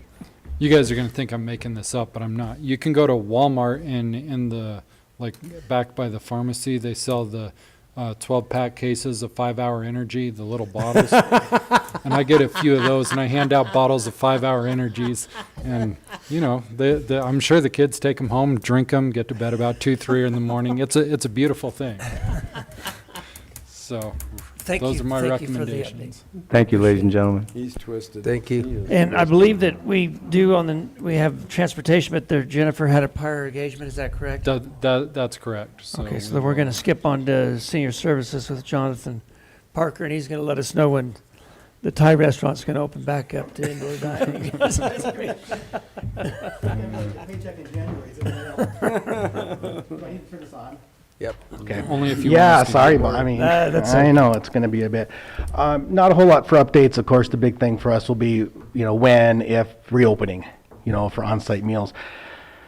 So about 3 weeks ago, I had a conversation with Christina Knoll. She's the director for AAA. They fund us, about reopening, and she was, positive about the idea. We talked about small groups. No one else in the region was doing it, but she felt comfortable with it at that time. Started working on kind of a reopening plan, got it finished last week actually, and then I came across the article in the Argus about the numbers increasing. And I guess I really wasn't aware that was going on. I haven't spoke with her since. So I think for us right now, the focus obviously is still the Meals on Wheels. We're doing about 2,000 a month, down a little bit, down about 500 from the heightened period during the COVID thing. All meals are from the site. We're not doing the frozen meals anymore. So as far as the on-site goes, I think just some more consultation. We did need to hire a site coordinator. Our last gal that worked there wasn't able to come back. So I was actually interviewed several people for the position. So we were on the path to what I thought we could do some small group openings. Had spoke with the health department, Cody, the new guy over there, and felt comfortable, but right now I'm just not certain. So we're gonna focus on the meals and see what the numbers, I guess, do, and get advice from AAA, and the National Council on Aging is involved in some ways in this too, in policy. So I think as far as that goes, we're just trying to be safe. We have groups, we have the dance groups back, the annex is being rented. When I was looking at going over kind of what's kind of the reopening plan, I was looking at it, it's a pretty strict protocol that we had drafted into it, or I guess I had taken from other sites, other areas, national agencies. So I think it's possible to do it. I just want to, number one, we need a site coordinator, but then also I want to make sure that, it's comfortable for everyone. Really not just the seniors, but staff. We actually have, most of our staff is actually vulnerable. Most of them are in that criteria for physical age 2 categories. So that's kind of where we're at with that. Everything else is going great. The new kitchen is wonderful. Meals are coming out, turning out, again, doing about 2,000 a month. So everything is good on that end. So that's kind of where we're at with the reopening. I know it's kind of it's a bummer for everybody, and I just don't know if I want to just make that leap to say, let's just open just yet. So that's kind of my thoughts on it. If you have any thoughts or ideas or questions, I'm game for it. I don't have any. Got a brand, it is being used. I honestly, and the meal numbers are high. We're about double for Meals on Wheels. So, and we've had several parties use the annex, and one of them has rented the kitchen. And then, of course, the Christmas dinner, they'll be using it. So it is being used in some ways more than it was prior, just because the numbers. They canceled the Christmas dinner. Oh, they Shut did. down certain events. Yeah, the last I heard from Lori is that they weren't gonna do it. Sharon King was in my office last week, I think that's two different, is that two different? No, they both run it together, but Sharon Oh. King is kind of the go-to person for the dinner. And I actually reserved the annex, the kitchen that last week, I think the 25th, 6th, I'm sorry, the 23rd, 4th, and 5th, or 4 days in a row for them to do everything out of there. Because my understanding was they were going to do they weren't going to have it an on-site meal. It was going to be a drive-through and then pick up if someone wanted to. So we just spoke, I think it was last Friday. We probably need to get together and double Probably better check have them, because another you and I are conversation, getting get all two of them different involved, yeah. messages. Okay. So we do need to Okay. find out, 'cause Yeah, so they're on the calendar even. I've calendared them, and so that was my understanding, is they weren't going to have it people in the facility. So okay, That was their initial thought when she presented it to us, and, you know, we said maybe you can have it out at the fairgrounds where you can space people out farther. Right. But the last email that we just received, and Jack reported this morning that they had canceled it, their board had canceled the entire. Okay, that's okay. yeah, so we'll follow up and double check on that, because Sharon and Lori may be giving us two different sets of information, and we need to. Well, and that would be good to know for us. I mean, certainly we won't be doing the Christmas dinner, but we can, Wednesday, I think it's the 23rd, we can certainly do a big Christmas meal, for at least for the Meals on Wheels and some other folks. We can have obviously it isn't the numbers, the 500 or number of people that would do it for the community, but I don't think we were necessarily planning a Christmas dinner because of the community one. So we'll make sure for certain that we do something if it's canceled. And we will be doing a Thanksgiving dinner, but again, it's going to be a delivery thing for right now. So Let me see, I'm trying to pull up the email right now, so. I think just on the reopening, we're going to rely on your judgment for now. Yeah, Just kind of see how and things turn around. a lot of it is gonna have to do with what the governor comes down with his mandated numbers of people, and how much CDPHE is gonna start restricting yeah. people in groups, especially indoors. Yeah.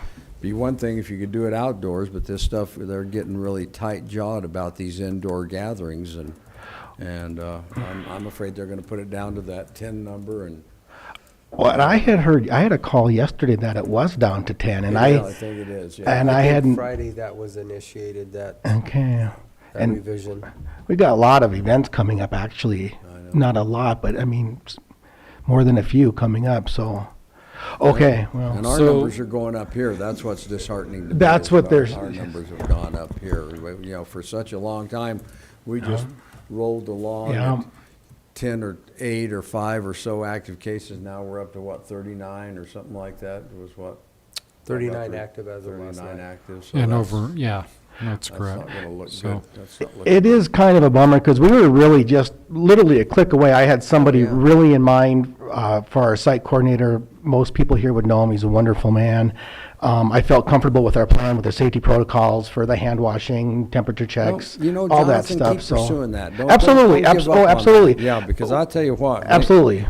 We may just Yep. decide, if you have the right kind of plan put together, we may just tell you to go ahead and implement it. Well, and that's kind of my thought too, is if I have everything in place, when that time comes, if the numbers aren't 1 or 2 a day or whatever that Yeah. is kind of thing, and it is kind of flatlining in a sense, is there's no reason in some ways that we can't have small group. I think it can be done safely, honestly. I really do. I believe. I truly do. And that is, I was looking at something that was sent to us, explaining the 209 positive case, but, we only talk about one side of that equation, and what we need to look at also is the negative side. And when you look at that, we have 6,023, and that doesn't include the test count that's pending. Yeah. So I think if we're doing things correctly, we can get, moving in that direction, and obviously keeping people Yeah. a little bit apart, Yeah. the hand washing, the Yeah. constant things that Yeah. everybody is being educated on, but I always like to look at both of those numbers. And 206, and I'm not downplaying this at all, but I'm still saying that's not 1% of our population. You're right. It's probably less than that. For this county, so It is less than I think we have to look at, Yeah. that was what we were talking about in a meeting I was with the state last night. When is the governor going to give back local control Yeah. to us Yeah. because what happens in Douglas County or Arapahoe County doesn't necessarily fit Mesa County or Montezuma County. We're all different. So, you know, just some talking points. Everybody look at, you know, the side that's negative. What I also found out, Shaq and I had a meeting with public health, that now that the kids are in college, their residence is here. And this Even would if be, they're in college somewhere, if their so if they're permanent in address is college here. and they get COVID, that still Statistically. counts as Yeah, a Montezuma County, right, the residents. resident. right, So right. how many of our kids just went off to college with college picking up? And so there's a lot we have to really Yeah. consider instead of just Looking at those this numbers, knee-jerk yeah. reaction of, oh my gosh, oh my gosh. Now I realize that the numbers are upticking because it's getting colder. Sure, We're all going sure, inside. sure. That is going to happen, but, and again, I'm not downplaying anything, but we have to really look at all of our numbers. So we're going to, Yeah. I agree with Commissioner Suko. We're going to depend on you to give us the advice of when you want to reopen. Well, and I appreciate that. And just to your point, Commissioner Tell, yeah, I'm definitely not giving up. I want to make sure everything's in place. And again, just reviewing the policy I had drafted a couple of weeks ago, it's actually strict. You know, I hadn't looked back at it for a couple of weeks. It's pretty strict protocol. You know, so for instance, the seniors won't be getting their own coffee. They won't be getting their own juice. We'll have one person basically serve them. In the plan, it was going to be groups of less than 10, even though at that time, groups could be larger. So my idea was to start really small, put everything in place. I was going to have Cody come and do an observation with us to make sure we're really hitting this right. You know, bathroom breaks at one time, and then you clean the bathroom afterwards. Again, just some really strict protocol. Educating the seniors on what they need to do and why they need to do it and how they can help us. You know, separating staff. Basically, you know, prior to COVID, we all, you know, I'd go over there, give them a bad time, they'd give me a bad time. We had lots of fun. It would be a lot different now. You know, kitchen staff would stay there, we would stay over, and we'd have basically one person taking care of them, possibly a second if needed. But again, looking at it this morning, I still feel comfortable we can do this. So no, I'm not going to give up. We're going to keep it. I'll have everything in place. I'll send you a copy, Shaq, when I'm done with the guidelines, just for review for whoever to look at for what I think is a solid reopening plan. But it is pretty solid, again, as far as much stricter than what the restaurants are doing. Much stricter. Tell you Well, what we do, you go down and you run a dry run down at the Thai restaurant and get them cleaned up and make sure it works right. Then we bring it back to the senior center. So everybody's a winner. You know, I feel for you. Honestly, I do. I get really good homemade Thai food, and I don't mean to say that, but I do feel for you. So it is good food. I know how that is. So, and then, in fact, my wife just got in some new stuff. There's a Thai dish called khao soi that isn't made at the Thai restaurant, and if you ever get a chance, order it. It's shockingly good. What is it called? Khao soi. Council. Yeah. It's just Shockingly good. It's That's- shockingly that's good. Yeah. So anyway, so I feel for you, but I honestly don't. Yeah, you so don't. I know. I think, But I think you have a good plan, Jonathan, and Okay. what you were just saying, you know, you're really looking at protecting our most vulnerable, and Yeah, that's really, yeah. you know, what was set out. But And still we're not giving them an trying to- opportunity to get together and do Absolute- things. Yeah, man, absolutely. They need but we that. can They need protect them that and get them getting together stuff. functioning. I totally agree. So just This isolation at home stuff is deadly for their mental frame of Yeah. mind, and it's Yeah. a deadly deal with having everybody locked down in one place and not having any interaction with other people. It's, And it is, I mean, I won't, I'll be cautious with your time here. But there's been a few seniors that I've spoke with that I can actually, and they may have cognitively declined regardless, just because of the age factor. but it's more It rapid is, onset absolutely. than- I'm not going to right, say it it's is. exponential, but Yeah. it's more rapid. You're It is. right. It is because of the things that are going on. And Yeah. the uncertainty, they struggle, the seniors really struggle with uncertainty, just in simple things. So trying to get, we all struggle with uncertainty, let alone you throw in that age factor. So obviously it's in my mind constantly, so. Yeah. Okay, appreciate it. So John, I'll forward this email I got from Okay, Lori, but appreciate it. she just says, thank you for asking. Sharon and I have decided that with the COVID cases on the rise, we don't want to put anyone in a risky environment. So instead, we are considering using our funds to help the soup kitchens and food pantries purchase Christmas dinner items for their clients. We will likely also do community outreach to donate homemade pies and cookies. So You know, that's and the just, last I've heard from her. So we probably ought to get together with Sharon and Lori and say, what exactly do you have in mind? and just a heads up, if you wanted to reply to that is, I mean, they basically we're gonna have the kitchen that week. So again, there's not gonna be contact with really anybody. They're prepping the meal, so the way it was proposed to me is prep the meal, someone would drive through, here you go, someone would walk through. They were gonna have 2 lines. Pretty safe. You know, it's a safe, there's a safe way to do a Christmas dinner. I'm not gonna suggest what they should or shouldn't do, but just know that was the idea, that they would have the kitchen for that entire week. I said, you're good for whatever you need, you know, we got the freezer, we got the refrigerators, there's storage space, there's everything there. They would not have to go to different places or facilities to cook the meals, Yeah. so. Anyways, All right, okay. well, thank you Yeah, for the appreciate it, update. okay. We'll get her straightened out. Thanks, Jonathan.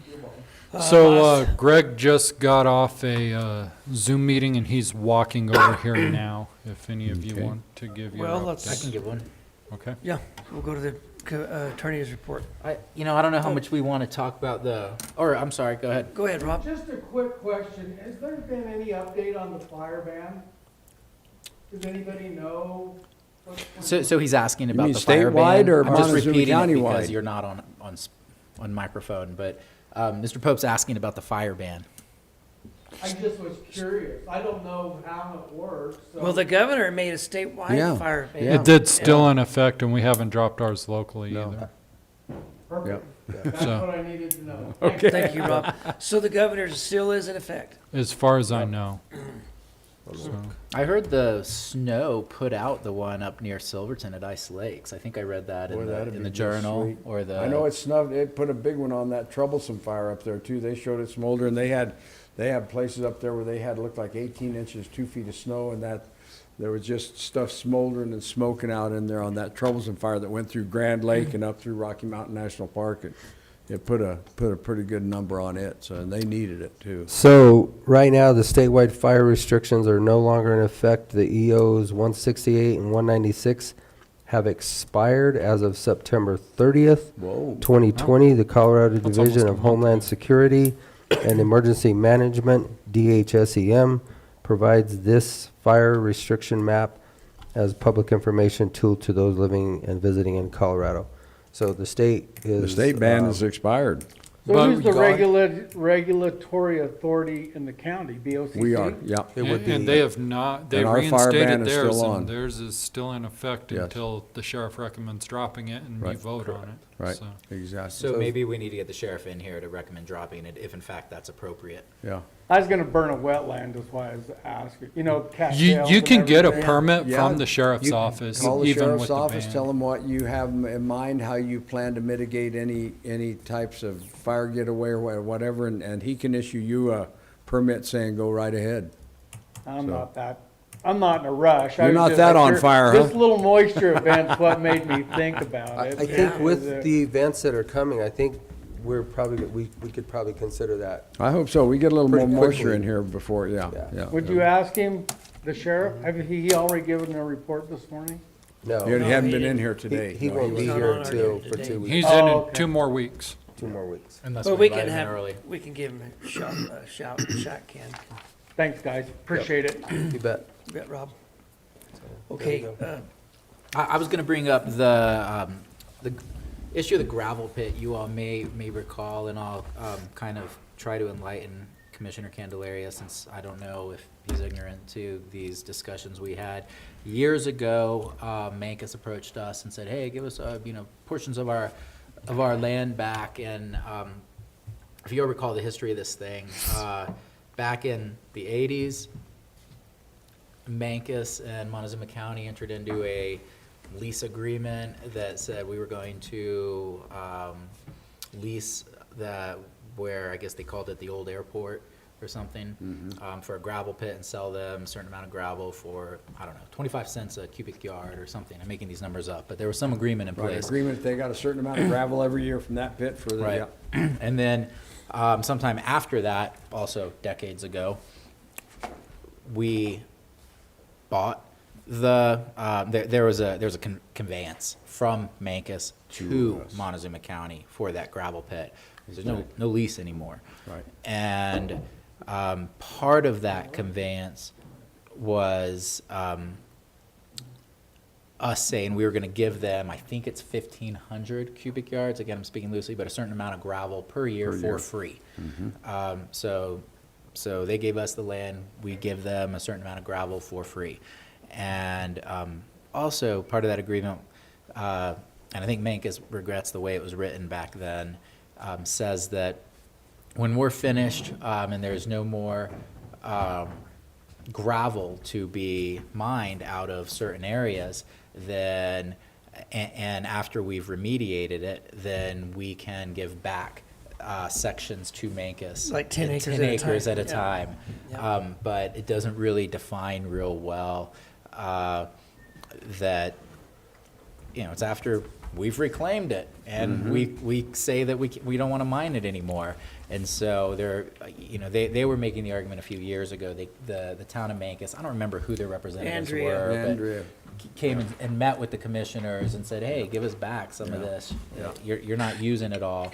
And I think Rob's position back then was that there may be a section or some sections, but nothing was reclaimed yet, and we were trying. There's weeds on it, and we were trying to get all that cleared and get it certified that it was reclaimed, and then he would decide, what if anything we could give back. I think the conversation has resurfaced. I just heard through Shaq. That's all late last week that they were inquiring again.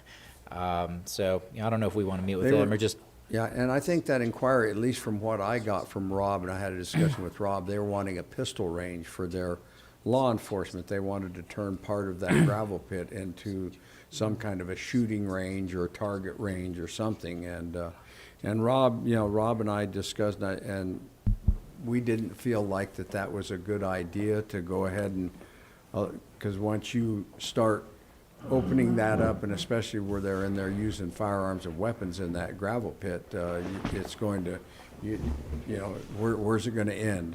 We stick with the basic agreement that we've got, that after remediation, you get 10 acres back, a chunk at a time, as we finish the graveling mining process in there, and stick with the basic agreement. And I told them, I said, if they need a pistol range, there's one down at our landfill. Sheriff's Department got. I know they want one right there, close by, but there are plenty of places to go shoot if they need a place to shoot, other than trying to open up in that gravel pit. So I Just, the two uses just don't kind of. just don't mix very good. Yeah, they just don't, and it's a small area. I mean, it's not like you're out there on 500 acres. It's not like our landfill down here where we've got 300 and some odd acres to kind of spread some stuff around. That's a whole lot narrower, smaller place over there. I've never been in that pit.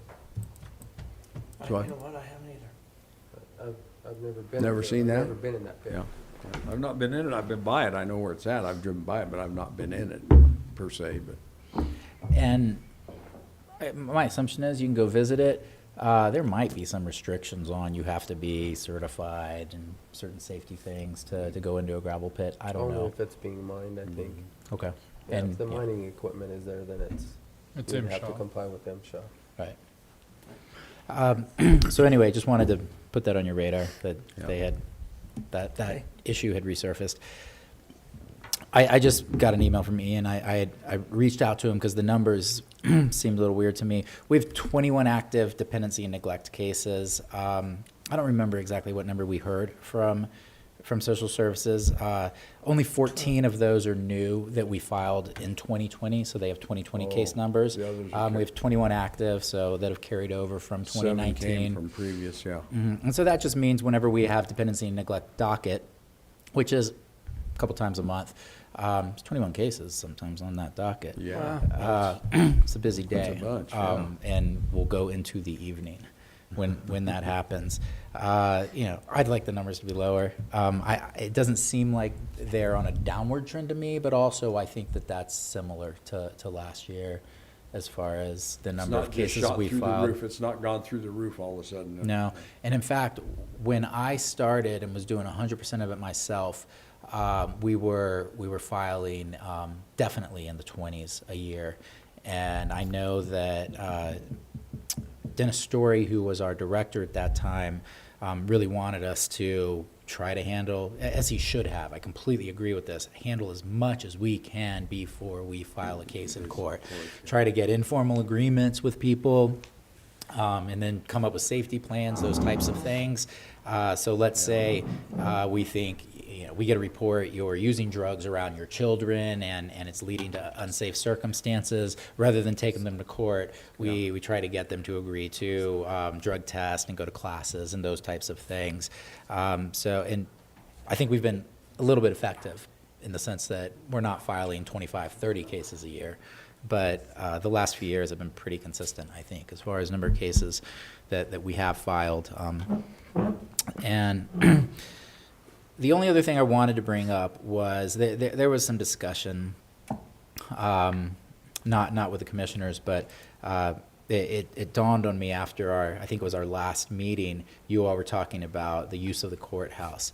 I want to remind us, and this isn't black-white, but the statute requires us to provide a courthouse. It doesn't, I don't think, and maybe the state would argue with me about this, require us to provide offices for probation. We give offices to probation. I don't know how many square feet of that courthouse is dedicated to that, but Whole northeast A lot, end, the yeah. whole northeast end of it is, yeah, a bunch of it. East End, yep. and now with the courthouse being utilized less, and again, we don't know what the future entails. I don't know if, I mean, I'd like to see some of the practices put in place where we realize that, oh, maybe we don't need to have as much of a courthouse as we actually have. I mean, it just might be considerations maybe for future commissioners of, do we need a courthouse that big? It is the county's land. It is the county's courthouse. Maybe you can figure out something else to do with that if necessary. I don't know whether or not probation is all working in the offices right now or not.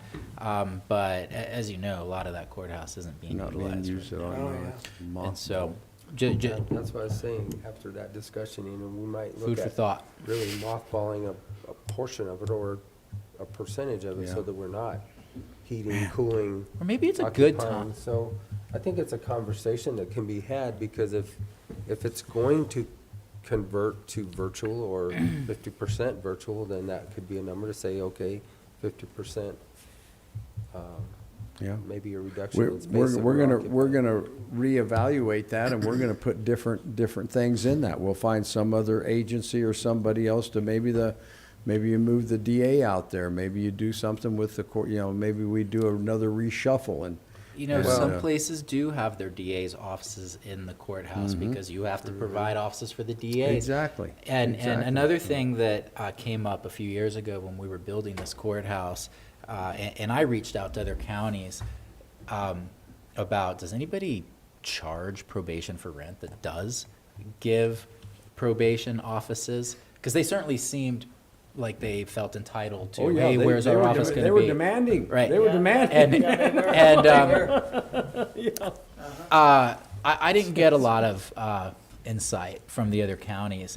One thing that I feel like I got, and maybe it was a slip up on their part, I think it's Alamosa might charge rent. And I think that they thought, we're the only people that do this, we better just shut up and lay low and not tell anybody so that we don't start any wars with the state. I feel like they might. Because the state mandate says courthouses, not probationary office space, doesn't it? Right. I think we need to have a talk with our Alamosa commissioner. I mean, rent for that amount of square feet Oh, yeah. at that location Oh, yeah. would be significant. It would certainly help us defray the costs of the $100,000 a month. Cleaning Right. bill and heat and lights and all that stuff that's costing this county every dadgum month. Right. It might also start a war with the state. I don't know how much. You know, we got a couple of wars going with them anyway. They aren't paying enough for our jail, and now they're not paying enough for our courts. So I think we're getting a couple of things lined up here that we need to take the state on. Take them on. So anyway, another topic of discussion. Yeah, thanks. Put the hammer down. Put the hammer down, baby, yeah, yeah. Gonna wrap That's it it, up in I a like big it. bow for Christmas and. Well, now that we. Extension doesn't want to go anywhere. We're happy at the annex and all. Thanks, Greg. Thanks, How much Greg. rent are you paying? Right? You know, I didn't even think about that. They are Got kind a of this couple bucks in my quasi-state pocket, if you didn't agency see. Yeah, that we that's what maybe I'm we can thinking of. funnel some. Yeah. Well, Interesting. good to see you, Greg. Yeah, thank you, gentlemen. Apologize, we're in the middle of a Colorado State University forum, extension forum, where we're meeting with all our work teams, obviously virtually and all of that. Sorry. And I just want to first start out with acknowledging that we did hire an administrative assistant by the name of Vanessa Malloy. And this is her second week in the position, and we're really excited. It was not an easy process. She's taking Kathy's place? Yes, Kathy that correct. went to Road Yep, and Bridge? that went Gotcha. over to Road and Bridge. Okay. And so doing an amazing job right off the bat. So we couldn't be happier with some of her stuff doing, especially accounting wise, moving a lot more stuff more digitally. And working very well with the county staff here as well too. So we're excited to have another team member on board. Next up, Shaq teed it up, but wanted to, I know we talked about it last month, but wanted to show you the results of the research station and orchard restoration project, or orchard fruit tree project. Holy cow, man, look at this. There's a Swiss apple Gourmet, bonanza. or there's a John Red, or there's this, improved Macintosh variety or Honeycrisp. Now we're talking. Now we understand what flavor's all about. Backyard fruit production is a very hot topic for a lot of people. A lot of people in Montezuma and Dolores counties grow backyard fruit trees, and we're able to help them with their management to make sure that their trees thrive through the work that we do here. If people have one successful year with a tree or with vegetables, they get it. They become close. And that's one of our jobs. And hopefully we can get people excited about what it means to grow your own food. Currently, there's also an emerging cider market in Montezuma County, and was probably spurred mostly by the Montezuma Orchard Restoration Project, which really has renewed interest in orchard economies. And there's a lot of people looking at different management strategies that work in our area. Because we are so high and dry, we have to do things a little bit differently than a lot of traditional commercial fruit producing areas. And some of that includes diversity of the fruit trees that are planted, diversity in varieties, essentially looking at different bloom times to where if one variety gets frosted out in the spring, hopefully we have another variety that will produce. And so by demonstrating these things, people are able to come in, look at what we're doing, and plan their own operations accordingly. When we manage and look at the orchard each year, you can sort of tell based on the trees if you're going to have a good year or not. When we saw that we were going to have a surplus or abundant amount of apples, we needed to organize where this fruit was going to go. So that led us into working with different agencies in this region to keep this local fruit going out to people in need. The silver lining that came out of the pandemic for us at this orchard is now we have connections with all our local food bank agencies, our local food distribution agencies, as well as Care and Share Food Bank of the Rockies that distributes all throughout Colorado.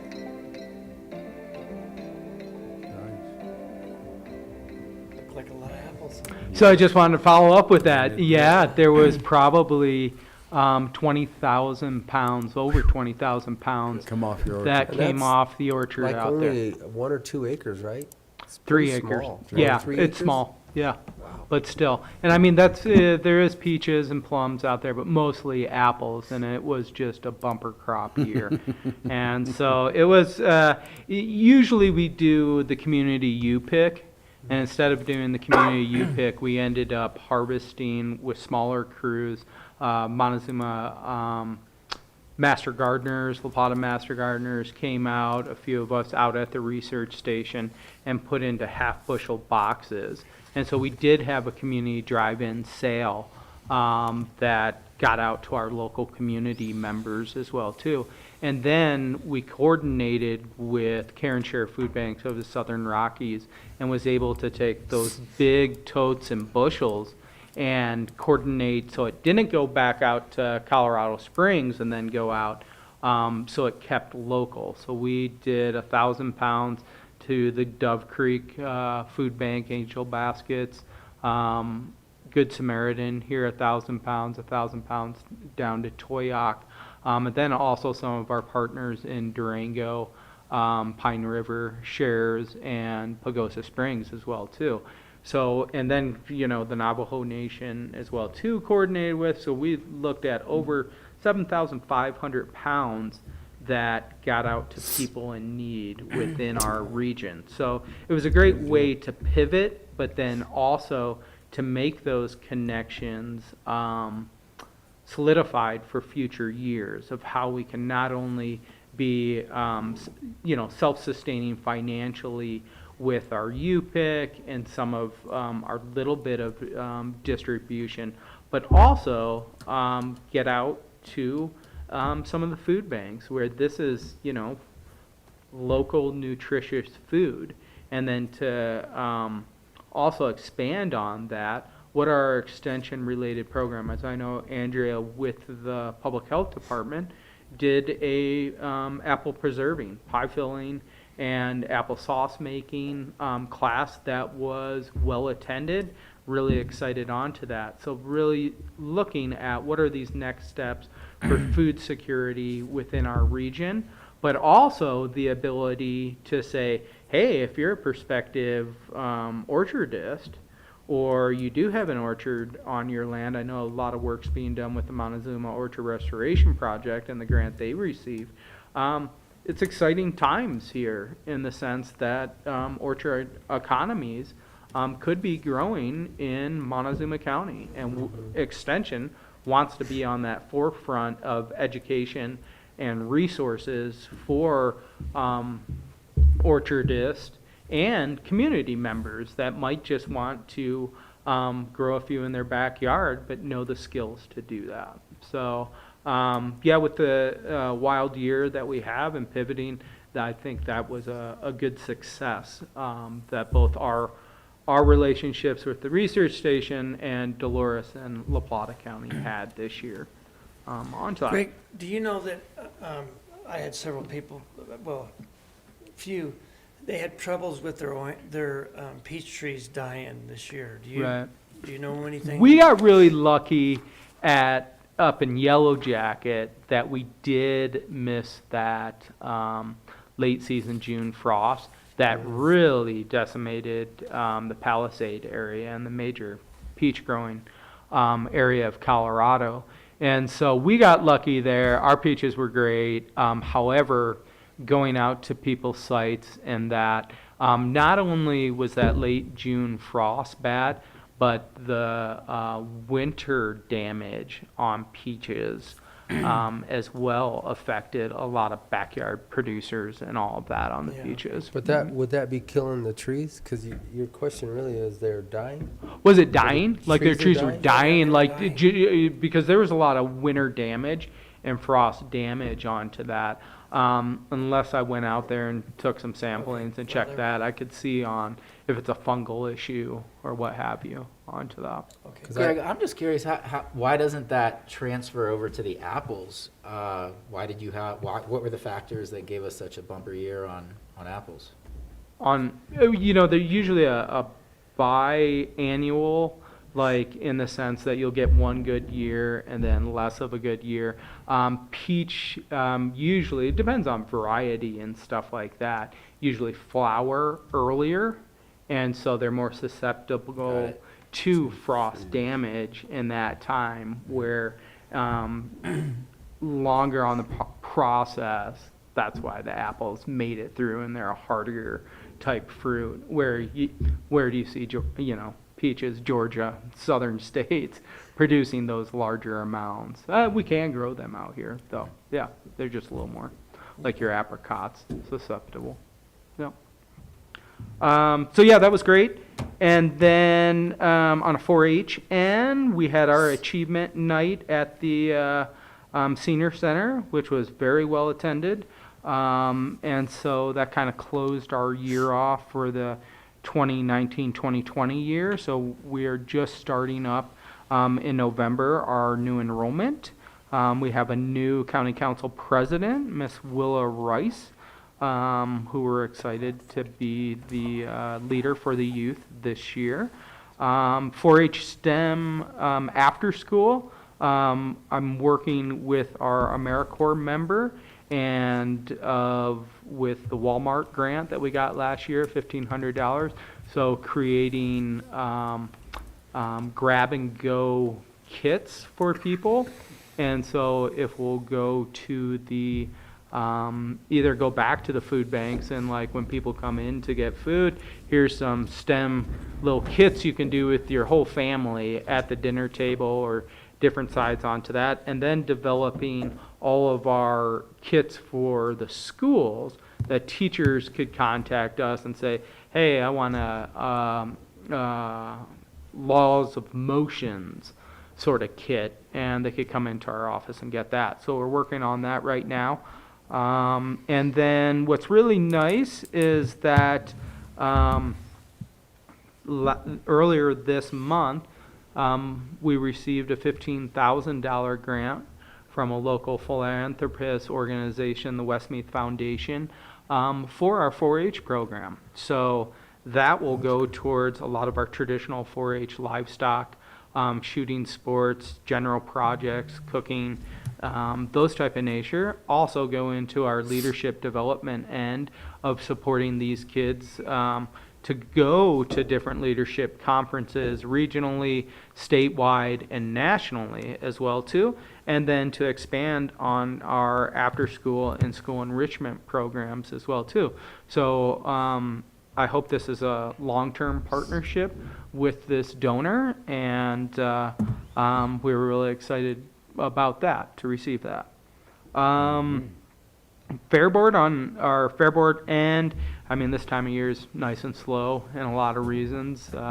There just isn't a lot of reports onto that end, but working with Alan and the others on different things we are excited about for next year, and that's really the time in this late fall, winter to be planning some of those ideas of different things for 2021.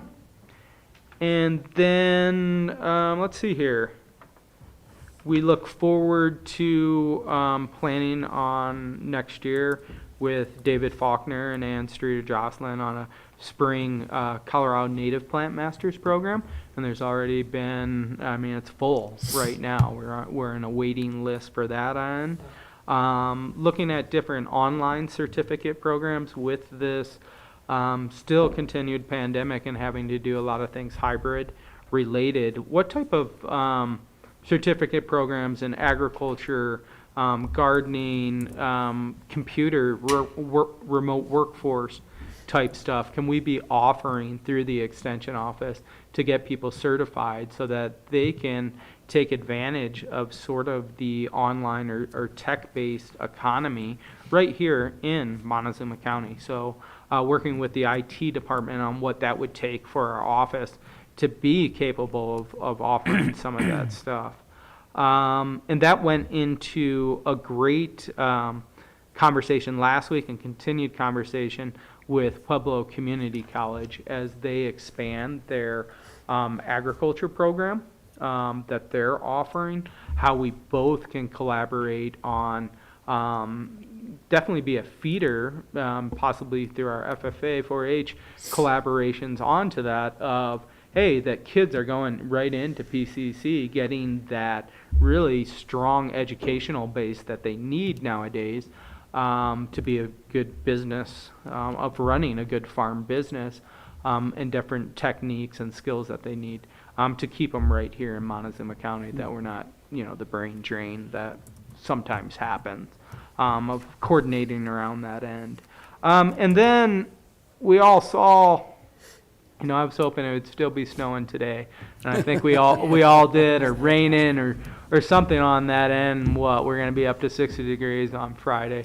So I know with talking with Shaq over the last little bit of time, we are in those planning stages for drought and soil health workshops. And so with ourselves, the weeds department, with the research station, with I was on a great call with the Four Corners Farmers and Ranchers Coalition, the Rocky Mountain Farmers Union. This is a topic that's obviously at the heart of a lot of what extension and agriculture does, and obviously we need to be planning now and be preparing now for what might be really another year of a tough season. And so any ways we can work on water conservation to irrigation management to different crop education for our farmers and ranchers in this area, and with our friends with the Farm Service Agency as well too. We all need to come together for that type of support. So that's definitely high in our programming goals for the remainder of this year and early spring onto that end. One thing I forgot, and I just told Shaq, is from last month. I have a letter, and it's sitting right on my desk. I just grabbed this and not the letters from CJ Mucklow, giving you guys an update on the family and consumer science position and what, I kind of explained, Keenan, to you last month, Yeah. of where we're at, especially with budgets and all that. But I wanted to follow through with an official letter, and it's on my desk. So I will be giving it to Shaq to hand out to all three of you. Okay. Onto that end. So it's CJ making the CSU statement about what? For how- Montezuma County for for Mon- that position that they position. promised, Yeah, and yeah. where that is at. Unfortunately, it's still a top priority, but doesn't have the funding to take that next step. And so, CSU might need to prioritize some of their financial endeavors a little bit differently than what I've seen. Yeah. Yeah. I'll make that recommendation. you take it however you see fit. All their money is going into screening septage, Commissioner. Into what? Screening septage for COVID. The Screening sewer. septage. Yeah. Oh, did you for see the that dormitory report? se- Yeah, there we go, yeah. So And, that's, and building a football stadium. And I can't remember how many million went into that new football stadium here about a year or two ago. Yeah. That thing is huge. I mean, saw it's, that. I mean, 40 it's plus monster. million. I mean, come on now.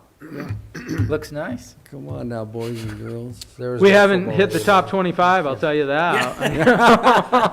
But it's right there on campus. It's right there on campus. Yeah. It's nice. And before I won't it be was, lying if I you didn't know, say it's not nice. tell them we'll give up the section of bleachers that they normally reserve for us in For Montezuma exchange County. for. Yeah, thank you, Shaq. The reserve seating. Yeah, thank Right. you, Shaq. Yeah, I'm sure you get that.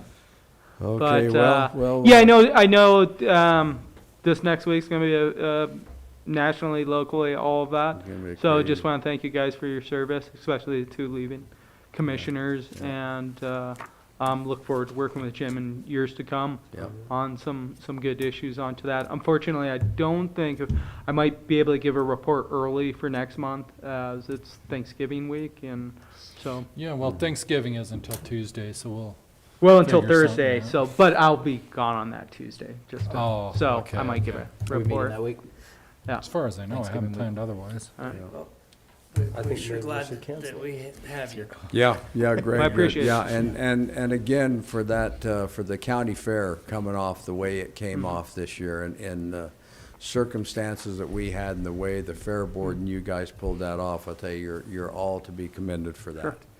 Probably one of the few county fairs in the state of Colorado that did everything and did everything just like they wanted to do it. And you're to be commended.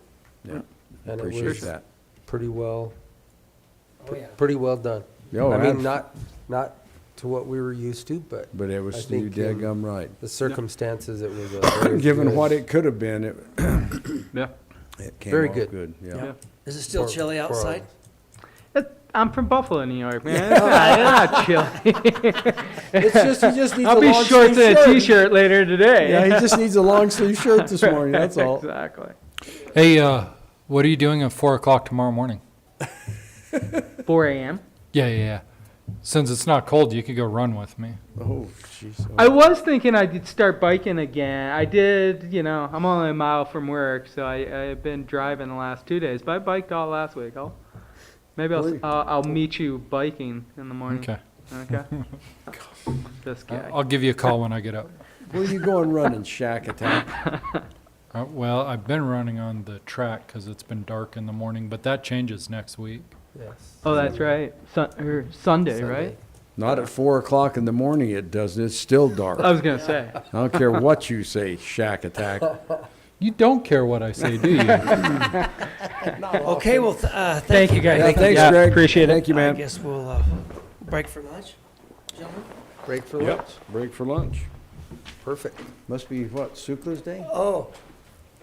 Look, That's what I you thought, Ken yeah. Ken Larry finally got it right after a year. Did he finally get it right? Yeah.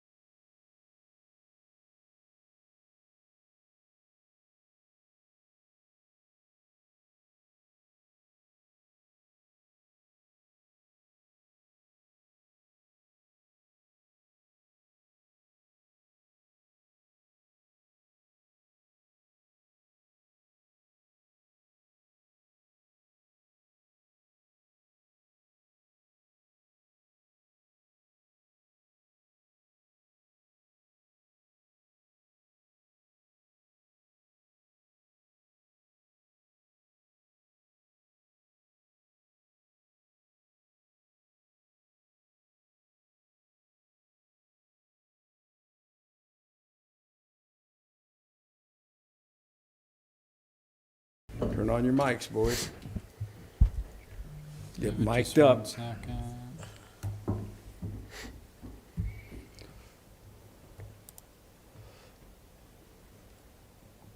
Having some noise here. I want document full audio.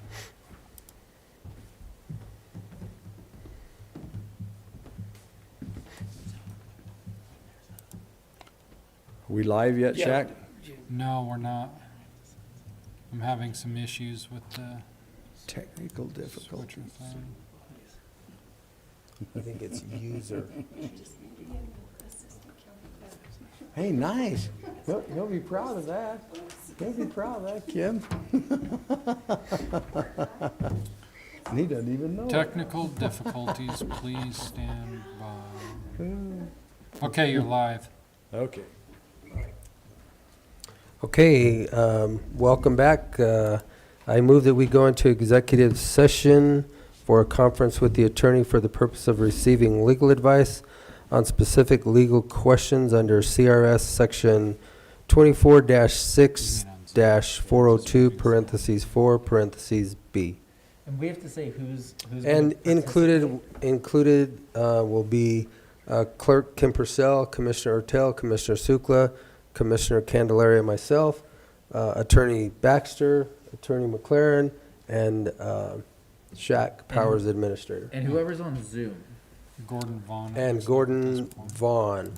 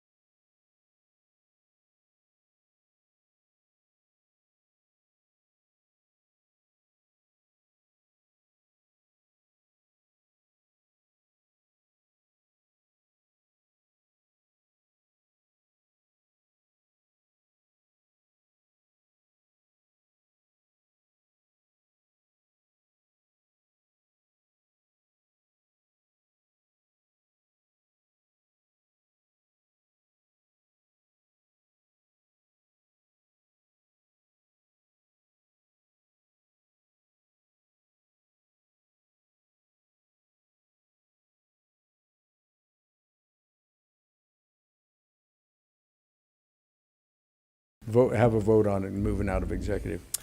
All those in favor of moving out of executive session? Aye. Aye. Aye. Okay, now you're ready to Still cook. trying to get YouTube up. We're having issues. Ian, we're gonna send Yeah. you up there to do the fighting for us, brother. Thank you. See ya. He's a tall drink of water, isn't 6'7". he? God dang, he's a big kid. Get this, Oh, it's refreshing. God, they Give make me just wanna a sec puke. here. Okay, you're on YouTube.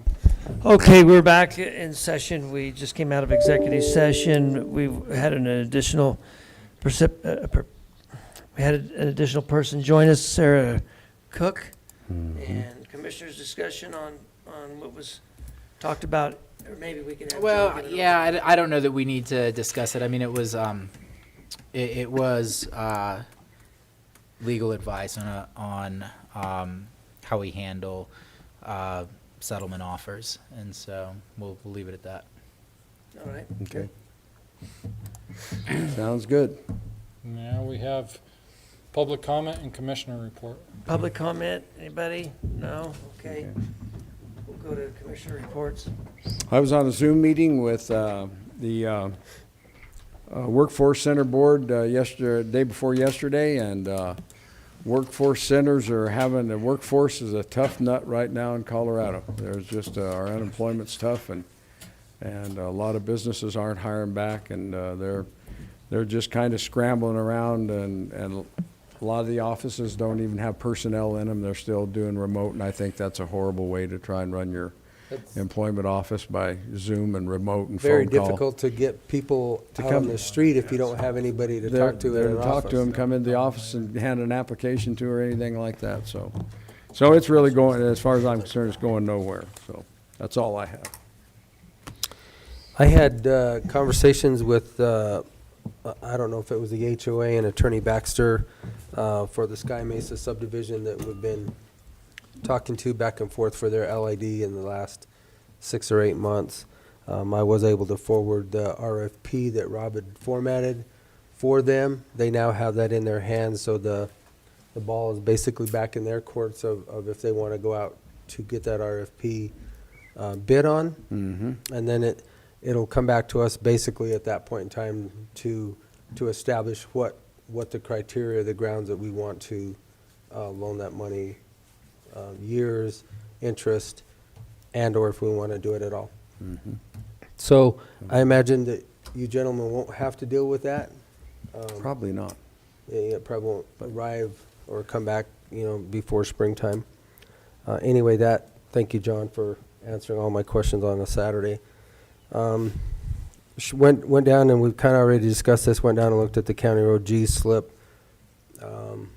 Again, we don't really think that it's the creek itself that's creating the deterioration there. We feel that it's water.